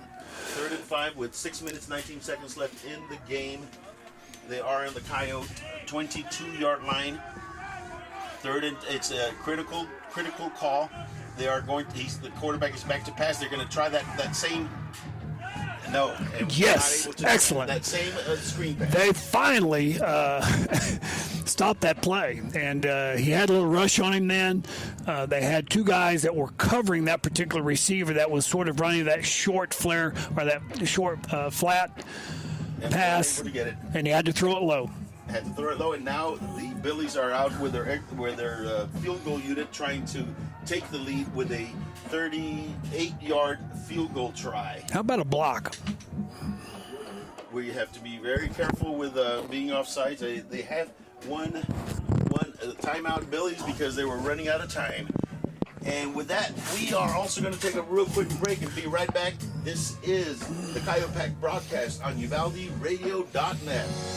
Star Realty and Ranch salutes our Uvalde High School varsity Coyotes, as well as all our UHS student athletes. Your hard work, dedication, and spirit make you all stars of the game. Star Realty and Ranch are your premier real estate experts, here to provide you with all the resources and information you need to buy or sell real estate. Call to find out more at 830-261-1970 or visit UvaldeRealty.com. And we're back, Coyote fans. This is UvaldeRadio.net. This is the Coyote Pack broadcast, and I'm Simon Paps Ortiz, along with Mr. Van McElroy. Van, we have a 39-yard field try. We need to be sure we don't get offsides. Absolutely, because it's 4th and 4. And the ball is down, the kick is up, and it is good. 38-yard field goal for the Billies. They take the lead. It's 20-17. The Billies have taken the lead with 5 minutes and 58 seconds left in the fourth quarter. The Coyotes are down 20-17. We'll take a real quick break and be right back. This is the Coyote Pack broadcast on UvaldeRadio.net. There's power in the simplest of actions. Like one neighbor helping another. Where everybody looks out for everybody else. Community is everything at Medina Electric Cooperative, and we're grateful for your trust. To provide the energy you need, giving you the power to power on. Medina Electric Cooperative is a Touchstone Energy cooperative, your source for power and information.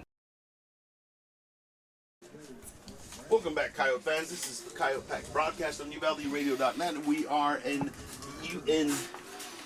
Battling Billy Stadium, Fredericksburg, Texas. The Coyotes are down 20-17 to the Battling Billies. There's 5 minutes and 58 seconds left. The Billies are kicking off to the Coyotes. They kick it to number 2. Oh, there's a flag on the play, and there is tackle on the 27-yard line. There is a flag on the play. It looks like it's going to be holding. The Coyotes are going to be penalized and set back deep in their own territory. Let's see what the refs say. It's going to be a very difficult climb for the Coyotes with, chop play. It was a block below the knees. There's going to be a 15-yard penalty assessed. The Coyotes are probably going to start around the 17-yard line. Let's see where they mark it.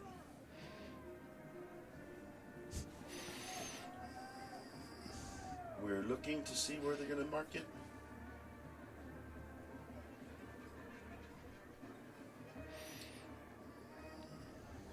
They're marking it right now, ladies and gentlemen. We're trying to see that it's going to be at the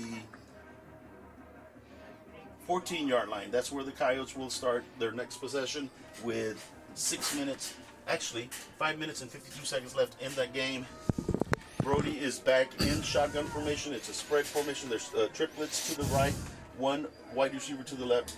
He is going to pitch it out to Abraham Ale.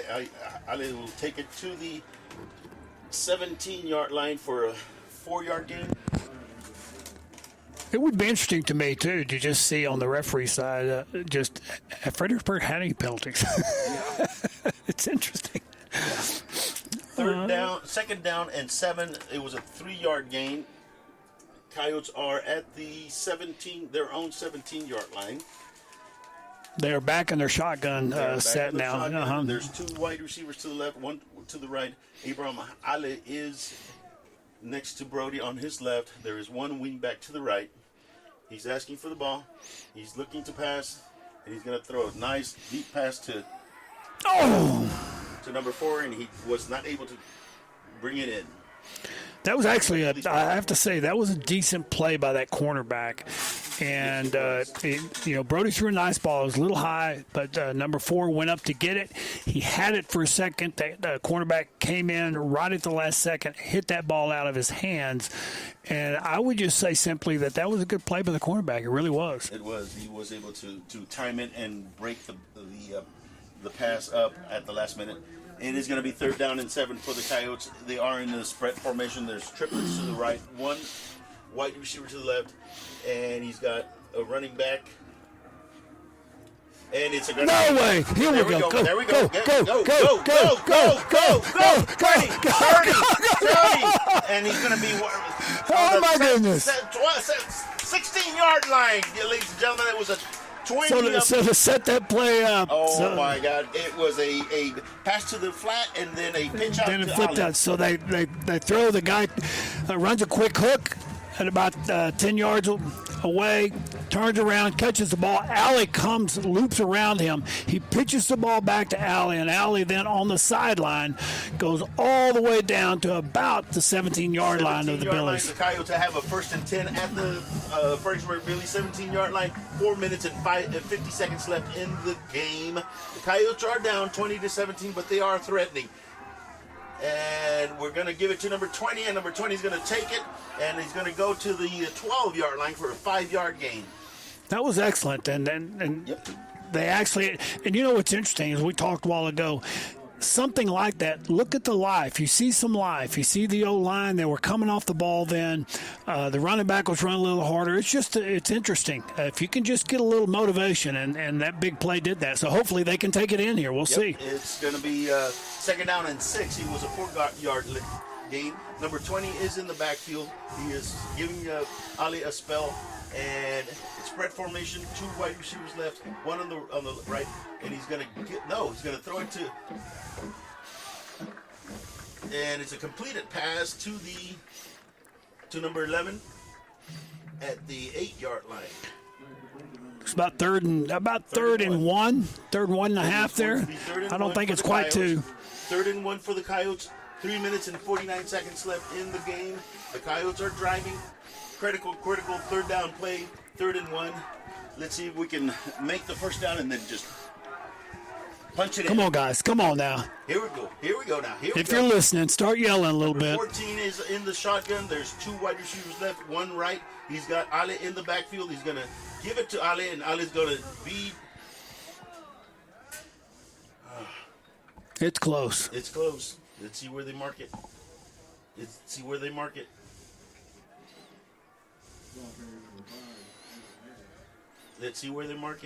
Brody's pushing for a first down there. Yep, he is. They're gonna look at it and they're gonna say it's going to be.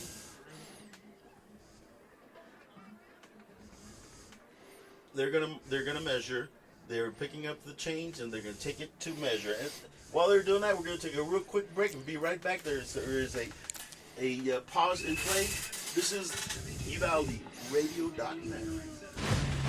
Friday Night Lights, marching bands, school spirit cheers. High school football is happening now. Auto World Uvalde is proud to support all the brave young athletes and to be a part of this wonderful Coyote fighting spirit. When you're ready to touch down on great savings on a new ride, stop by Auto World Uvalde.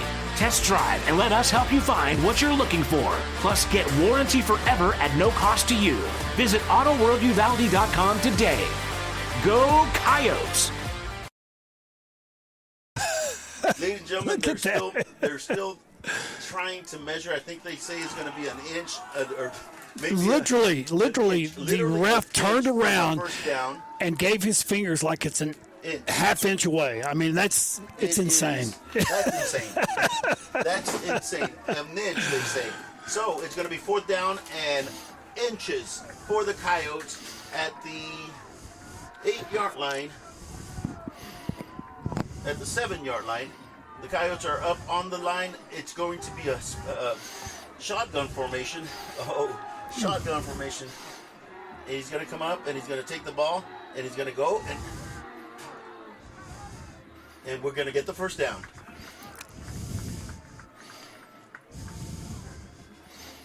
It is a first down. Ladies and gentlemen, the Coyotes were able to make that 1 inch. It's 1st and goal for the Coyotes at the 5-yard line. 1st and goal. 2 minutes and 15 seconds. The clock is ticking. Let's see if we can just get some of that clock off and then just punch it in. It looks like those refs were looking for a reason, but they couldn't find one. It's 5.5-yard line is where the Coyotes are. 1st and goal for the Coyotes. We are in a spread formation. Triplets right. One receiver left. There it is. To the right, and he's going to throw it to. No! Almost intercepted. So close. Almost intercepted. So close. We were able to break it up. 2nd down and goal.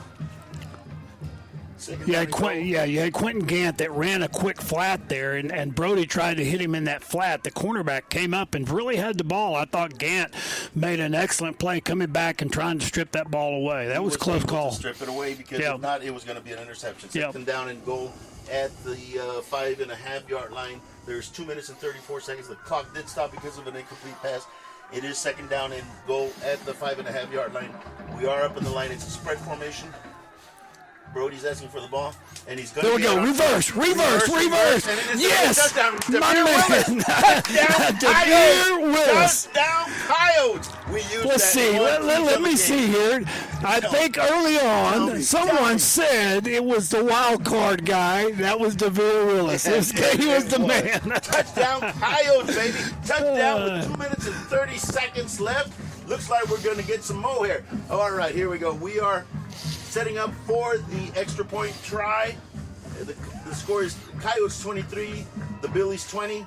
The ball is snapped. Offsides. We're good, though. And it is good. Ladies and gentlemen, the Coyotes are up 24-20 on the Billies. And there is 2 minutes and 30 seconds left in the game. We will take a real quick break and be right back. This is UvaldeRadio.net. Greetings to everyone who loves the Uvalde Coyotes. This is Mama Jan on behalf of the Tex Elliott family. Uvalde strong, we back the pack. Go Yotes! Texans team together, every red-blooded one of you, shoulder to shoulder, shaping history. We're in it for the long haul, together, and you can take that to the bank. Texan Bank, poised and ready for a future that's wide open. Member FDIC. And we're back, ladies and gentlemen. The Coyotes are up 24-20 on the Fredericksburg Billies. They just scored, and they are going to kick off. There is 2 minutes and 30 seconds left in the game. The Coyotes are up 24-20 on the Billies. And just for the listeners, what happened there is Tavere Willis was on the right-hand side at the slot position. Brody comes back. He looks like he's going to go run to the right. All of a sudden, he flips it back to Brody or Veer, and Veer comes back around to the left and makes a touchdown. It was a great play. And the ball is kicked, and Come on, guys. Get him at the 30-yard line. He was able to drag a couple of the Coyotes up to the 30-yard line. That's where the Billies are going to start their next drive at their own 31-yard line. There is 2 minutes and 21 seconds left in the game, and here it's where it's going to come down to. 2 minutes left. Got 2:20 left on the clock, and let's just see if the defense, they've played hard all day. Let's see if they can step up here for the last 2 minutes. Yeah, they really have. They have stood tall. Let's see if they can stand tall one more time. The Billies are up on the line. They are in spread formation. They only have one running back in the backfield, triplets to the right, and he's gonna run a contain. Excellent. Yep, it was a quarterback keeper to the right, and he was able to get 10 yards, 11 yards. Going to be 1st and 10 for the Billies at their own 42-yard line, 43-yard line, and the clock is running. 2 minutes 12, 2 minutes 10, 2 minutes 9. They're up on the line. It's spread formation, triplets left, one wide receiver right. He's asking for the ball, and he's going to give it to number 12, and he's going to be stopped for about a 3-yard gain. Going to be 3rd down, 2nd down, and 7. Should get the 2 minute. 2 minutes. It's a minute and 51 seconds, a minute and 50 seconds, a minute and 49 seconds. It is tick, tick, tick, tick, tick, tick. They're in their spread formation. 2 wide receivers left, 2 wide receivers right, 1 running back in the backfield. He's asking for the ball. He's going to throw a quick pass to the number, and he's going to be short of the clock is. He didn't get out of bounds. The clock is still running. We're down to 1:25. Third down. And 2. 3rd down and 2 for the Billies. They are on the Coyote 49-yard line. A minute and 18 seconds. They're in their spread formation, 1 running back in the backfield. They're going to pass to the left, and he dropped it. He dropped it. It was a drop pass. 4th down and 2. It took a while for that ref to. He almost swallowed that whistle. That's the one guy that's been. He almost swallowed it. Been a little shaky. And the Billies are going to take a timeout. It's 4th down and 2.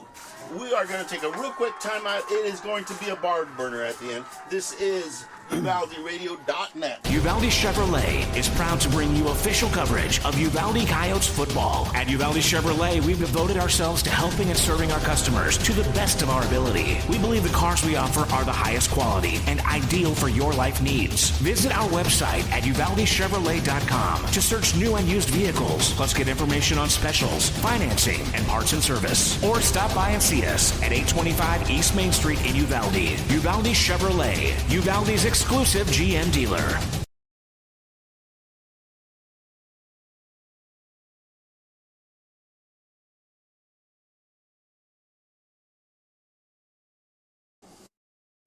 Welcome back, Coyote fans. The Coyotes are in a barn burner. This is Simon Pops Ortiz with Van McElroy. This is UvaldeRadio.net. 4th down and 2 for the Billies at the Coyote 49-yard line. This is going to be the game, ladies and gentlemen. There is 3 wide receivers left. They're in their shotgun formation. He's looking to see what he's going to call. There is 1 wide receiver to the right. He is asking for the ball in the shotgun formation. He gets the ball, and he's going to throw. Oh, it's over! It's over! We won! Number 12 was not able to bring the ball in, and it's over. The Coyotes have stopped them. Yes! Coyotes score ball with 1 minute and 4 seconds left in the game. It's victory formation, baby. I can't even believe it. That play, just so the listeners know, they had a spread set. 2 receivers on both sides. One motioned over to and made it trips on one side. They had it set up to just catch a ball about 3. It looked like they were completely confused over there. They didn't know what they were doing on the most important play of the day. One guy ran in, the other one kind of moved out, and the quarterback wasn't. It just looked like this from where we are, that he wasn't sure where he was going with it. He had to throw it. No one catches it, and it's over. Well, apparently the Fredericksburg doesn't think it's over because they asked for a timeout and they're discussing some strategy on their side of the field. It is. They'll call that. They have all timeouts left. And let's see if they have all timeouts left. How many timeouts? One timeout. They only have one timeout. I think. Well, then they can run this thing out. Yep. The Coyotes are in victory formation. Brody is under center. He's got 2 running backs to each side of him. And we have one running back way about 12 yards behind him. And he gets the ball. Quick timeout. And they're going to call timeout with 1 minute and 2 seconds left. It's going to be second down and 12 for the Coyotes. What does it run down to? It's 25. It's 25 seconds per. So you got 50 seconds. There's 50 seconds. There's 62 seconds left in the game. But if you're running down 25 seconds per snap, so 2 snaps. It's 50 seconds. There's 12 seconds left. Yeah. So they did. They had one timeout. They used it. They're going to try to get the Coyotes to have a 4th down and see if they can punt or some kind of strategy, and that's what they did. Okay, guys, I don't want to ruin this if you're listening. I just, we got a minute left. They could get the ball back with a couple of seconds left. Let's just understand that. So it's not completely over. I apologize. And they are up on the line. The Coyotes are in their victory formation. They are going to down the ball one more time. And I don't think they'll be able to stop it this time. Coyotes will come and here we go. Kneels it. 58, 57. Those 36 seconds left. 35, 34, 33. So 52 seconds with 30 seconds in the clock. We'll go all the way down with it. Yep. This is over. This is over. Don't snap it yet, guys. No. They're not. They're going to wait till it's so it's 40 seconds left with 20. So no. Why? 15 seconds. 33, 32. Oh, the game's over. The game's over. 20, 30. Yep, they are not even running the play clock. They're only running it's 18 seconds, 17, 16. The Coyotes are going to get out of here with their first victory since 1975. You think we brought them some luck or Dude, what? I'm not. This is not something that I normally would do or say or anything. But, brother, I'm taking full credit, man. Me too. We did it, brother. We did it. Ladies and gentlemen, the Coyotes have won this game 24-20 against the Fredericksburg Billies. We are going to take a break and be right back with our post-game show and with our star player, star of the game. This is the Coyote Pack broadcast on UvaldeRadio.net. Coyotes howl tonight, baby. Hi there. I'm Linda Kale, broker at Riata Realty in Uvalde and Nueces Canyon. If you're in the market for a home, business, or recreational property, we'll help you find it. For sellers, we're ready to broker any deal you bring us. Commercial, residential, ranch, and river properties are all in our wheelhouse. Friendly service and attention to detail are what we're known for, so give us a call today at 591-4430. Whether you're buying or selling or just thinking about it, remember Riata. I wake up with you guys, I spend my day with you guys, and I go to bed with you guys. You guys are the best. The most Texas country and red dirt, plus the best of Nashville from 90s to now. It's 5 o'clock somewhere, going out of style. I was thinking, I'm deciding to stay out of Uvalde Radio. Like so many great Texas institutions, it began as an idea, became a vision, and ended up being a legacy. The premier bank of Southwest Texas since 1907, First State Bank of Uvalde, provides banking solutions, services, and products with the highest quality customer service, delivered with Southern hospitality and Texas spirit. For all your banking, loan, mortgage needs, or just to grab a cup of coffee and talk about Friday night's Coyote victory amongst the ambience and artwork, we'll be looking down the road for you here at First State Bank of Uvalde. Member FDIC, equal housing lender. Texas Farm Store backs the pack. Locally owned and operated for over 50 years at 236 East Nepal. Stop by for everything you need. Feed, seed, lawn and garden, animal health, custom mixing and grinding, tack, herbicides, pesticides, and even wild game feeders. At Texas Farm Store, our friendly and knowledgeable staff can help you with all your needs. Delivery is available. Please call for more information, 830-278-3713, and find Texas Farm Store online at txfarmstore.com. Does your health have you on the sidelines? With over 20 specialty services, Uvalde Memorial Hospital has the winner's playbook of healing. Whether it's orthopedics, oncology, pain management, podiatry, radiology, or rehabilitation, Team UMH can offer you the quality comprehensive health care you need to get back in the game of life. Call us today to learn more at 830-278-6251. Go Coyotes!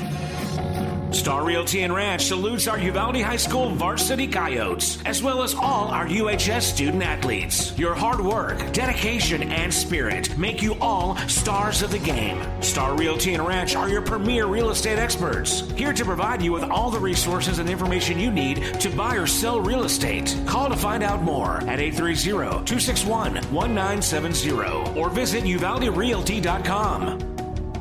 There's power in the simplest of actions. Like one neighbor helping another, where everybody looks out for everybody else. Community is everything at Medina Electric Cooperative, and we're grateful for your trust to provide the energy you need, giving you the power to power on. Medina Electric Cooperative is a Touchstone Energy Cooperative, your source for power and information. Friday Night Lights, marching bands, school spirit cheers. High school football is happening now. Auto World Uvalde is proud to support all the brave young athletes and to be a part of this wonderful Coyote fighting spirit. When you're ready to touch down on great savings on a new ride, stop by Auto World Uvalde. Test drive and let us help you find what you're looking for. Plus, get warranty forever at no cost to you. Visit AutoWorldUvalde.com today. Go Coyotes! Greetings to everyone who loves the Uvalde Coyotes. This is Mama Jan on behalf of the Tex Elliott family. Uvalde strong, we back the pack. Go Yotes!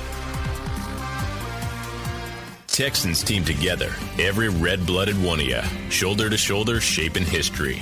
We're in it for the long haul, together, and you can take that to the bank. Texan Bank, poised and ready for a future that's wide open. Member FDIC. Uvalde Chevrolet is proud to bring you official coverage of Uvalde Coyotes football. At Uvalde Chevrolet, we've devoted ourselves to helping and serving our customers to the best of our ability. We believe the cars we offer are the highest quality and ideal for your life needs. Visit our website at UvaldeChevrolet.com to search new and used vehicles, plus get information on specials, financing, and parts and service. Or stop by and see us at 825 East Main Street in Uvalde. Uvalde Chevrolet, Uvalde's exclusive GM dealer. Hi there. I'm Linda Kale, broker at Riata Realty in Uvalde and Nueces Canyon. If you're in the market for a home, business, or recreational property, we'll help you find it. For sellers, we're ready to broker any deal you bring us. Commercial, residential, ranch, and river properties are all in our wheelhouse. Friendly service and attention to detail are what we're known for, so give us a call today at 591-4430, whether you're buying or selling or just thinking about it. Remember Riata. The most Texas country and red dirt, plus the best of Nashville from 90s to now. 'Cause I got friends in no places. I'm on my way to you. Baby, I love you like I love country music. Uvalde Radio. Uvalde Radio. Welcome back, ladies and gentlemen. Welcome back, World Wide Web. Welcome back, Coyote fans. This is the Coyote Pack broadcast on UvaldeRadio.net, your official Coyote broadcaster.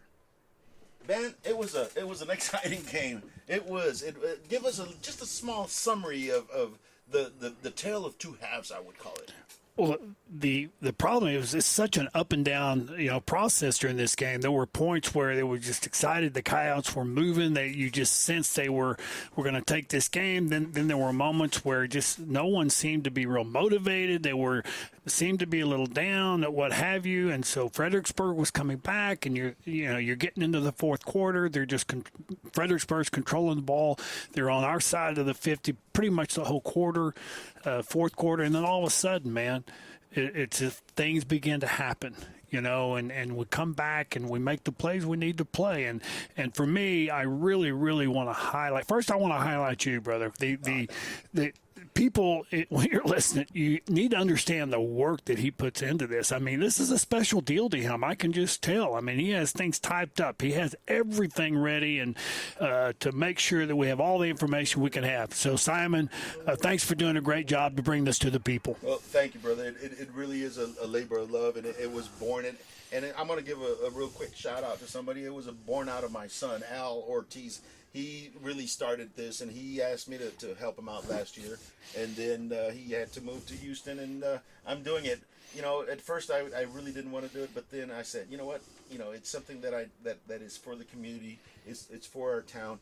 Not very many people have the time or the sometimes the resources to make the 2.5-hour drive from Uvalde to Fredericksburg. So, I see it as something that really unites the community, and it's great. I love it. And my wife, and another shout out to my wife, Lupe Ortiz. She puts up with me, and she's very patient. She knows that this is a labor of love, and she gives me that opportunity to do it.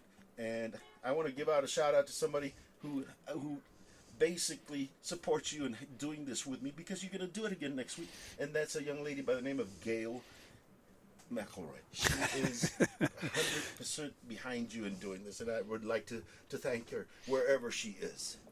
Yes, and she put a lot of information down, and it was wonderful. So we're happy to have her here. She really did.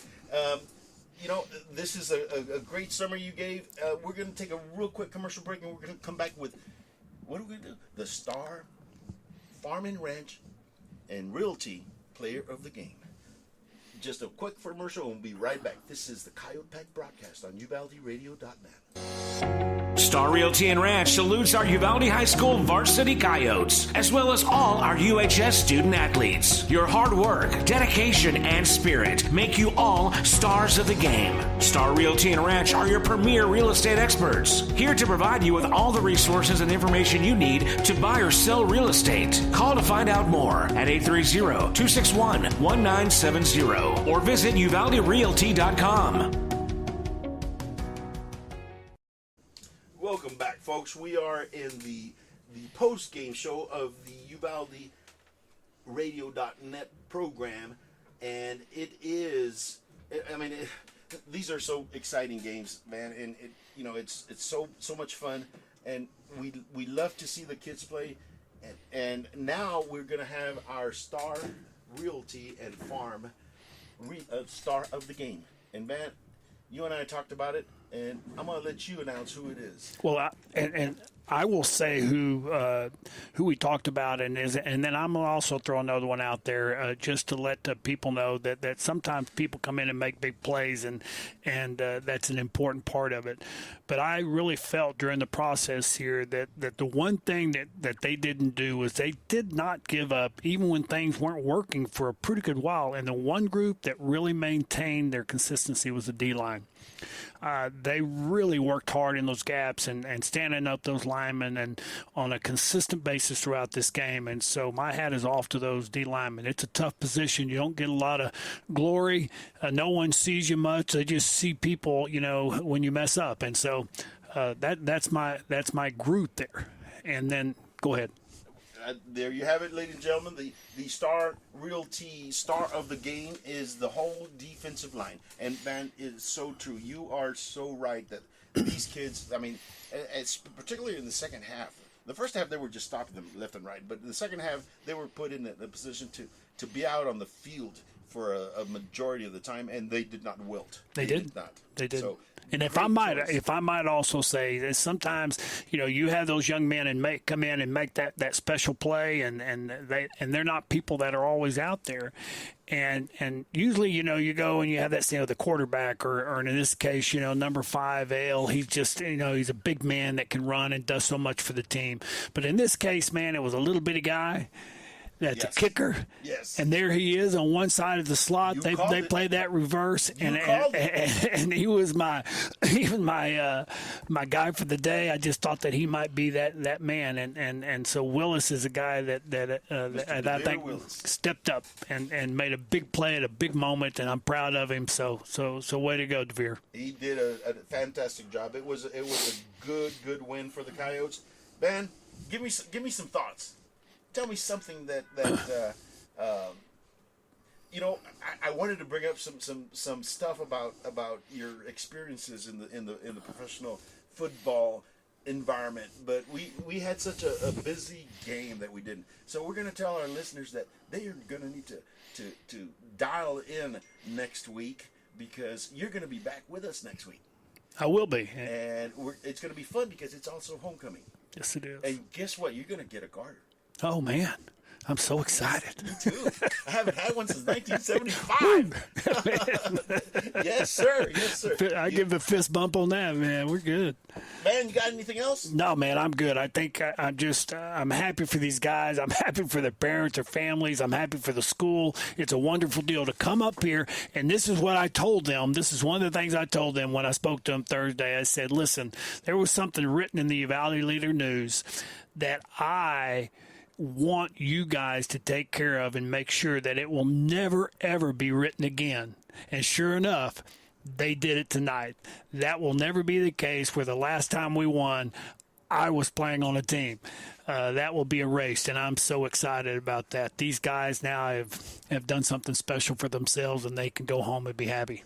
They did awesome, and now we can't say that we were the last ones to win here. I know, brother. I know. It hurts you, me, and Cargill, and all those guys, Ramby, and everybody. It's just no more, man. Ladies and gentlemen, this is the Coyote Pack broadcast on UvaldeRadio.net. The Coyotes are going to be howling tonight, and we will see you next week at the sweet, sweet Honey Bowl. Myself and my running buddy here. Hey, Howie Long does not have anything on you, my friend. He does not have any, and I'm going to send him this tape so he can see. Howie who? Howie who? You know Howie. Ladies and gentlemen, this is the Coyote Pack broadcast. Thank you for listening. We'll see you next week. Like so many great Texas institutions, it began as an idea, became a vision, and ended up being a legacy. The premier bank of Southwest Texas since 1907, First State Bank of Uvalde, provides banking solutions, services, and products with the highest quality customer service, delivered with Southern hospitality and Texas spirit. For all your banking, loan, mortgage needs, or just to grab a cup of coffee and talk about Friday night's Coyote victory amongst the ambience and artwork, we'll be looking down the road for you here at First State Bank of Uvalde. Member FDIC, Equal Housing Lender. Thanks for listening to the Coyote Pack broadcast with Simon Pops Ortiz on UvaldeRadio.net. Tonight's broadcast was made possible by the support of our sponsors: Auto World Uvalde, Cecil Atkinson Motors, Country Gardens and Seed, DKM Enterprises, First State Bank of Uvalde, Medina Electric Cooperative, Riata Realty, Star Realty and Ranch, the Tex Elliott family, Texas Farm Store, Texan Bank, Uvalde Area Chamber of Commerce and Visitor Center, Uvalde Chevrolet, Uvalde Memorial Hospital, and Vulcan Materials Company. The Coyote Pack broadcast was produced by Robert Miguel Rodriguez. Coyote Pack broadcast apparel provided by Southwest Uniforms and Embroidery. Promotional items by Genesis Screen Printing and Coyote Design and Screen Printing. Very special thanks to Uvalde CISD Interim Superintendent Gary Patterson, Uvalde CISD Executive Director of Communications and Marketing Anne Marie Espinosa, and Uvalde CISD Athletic Director and Head Football Coach Wade Miller and staff. We are Uvalde Strong. We now resume regular programming on UvaldeRadio.net.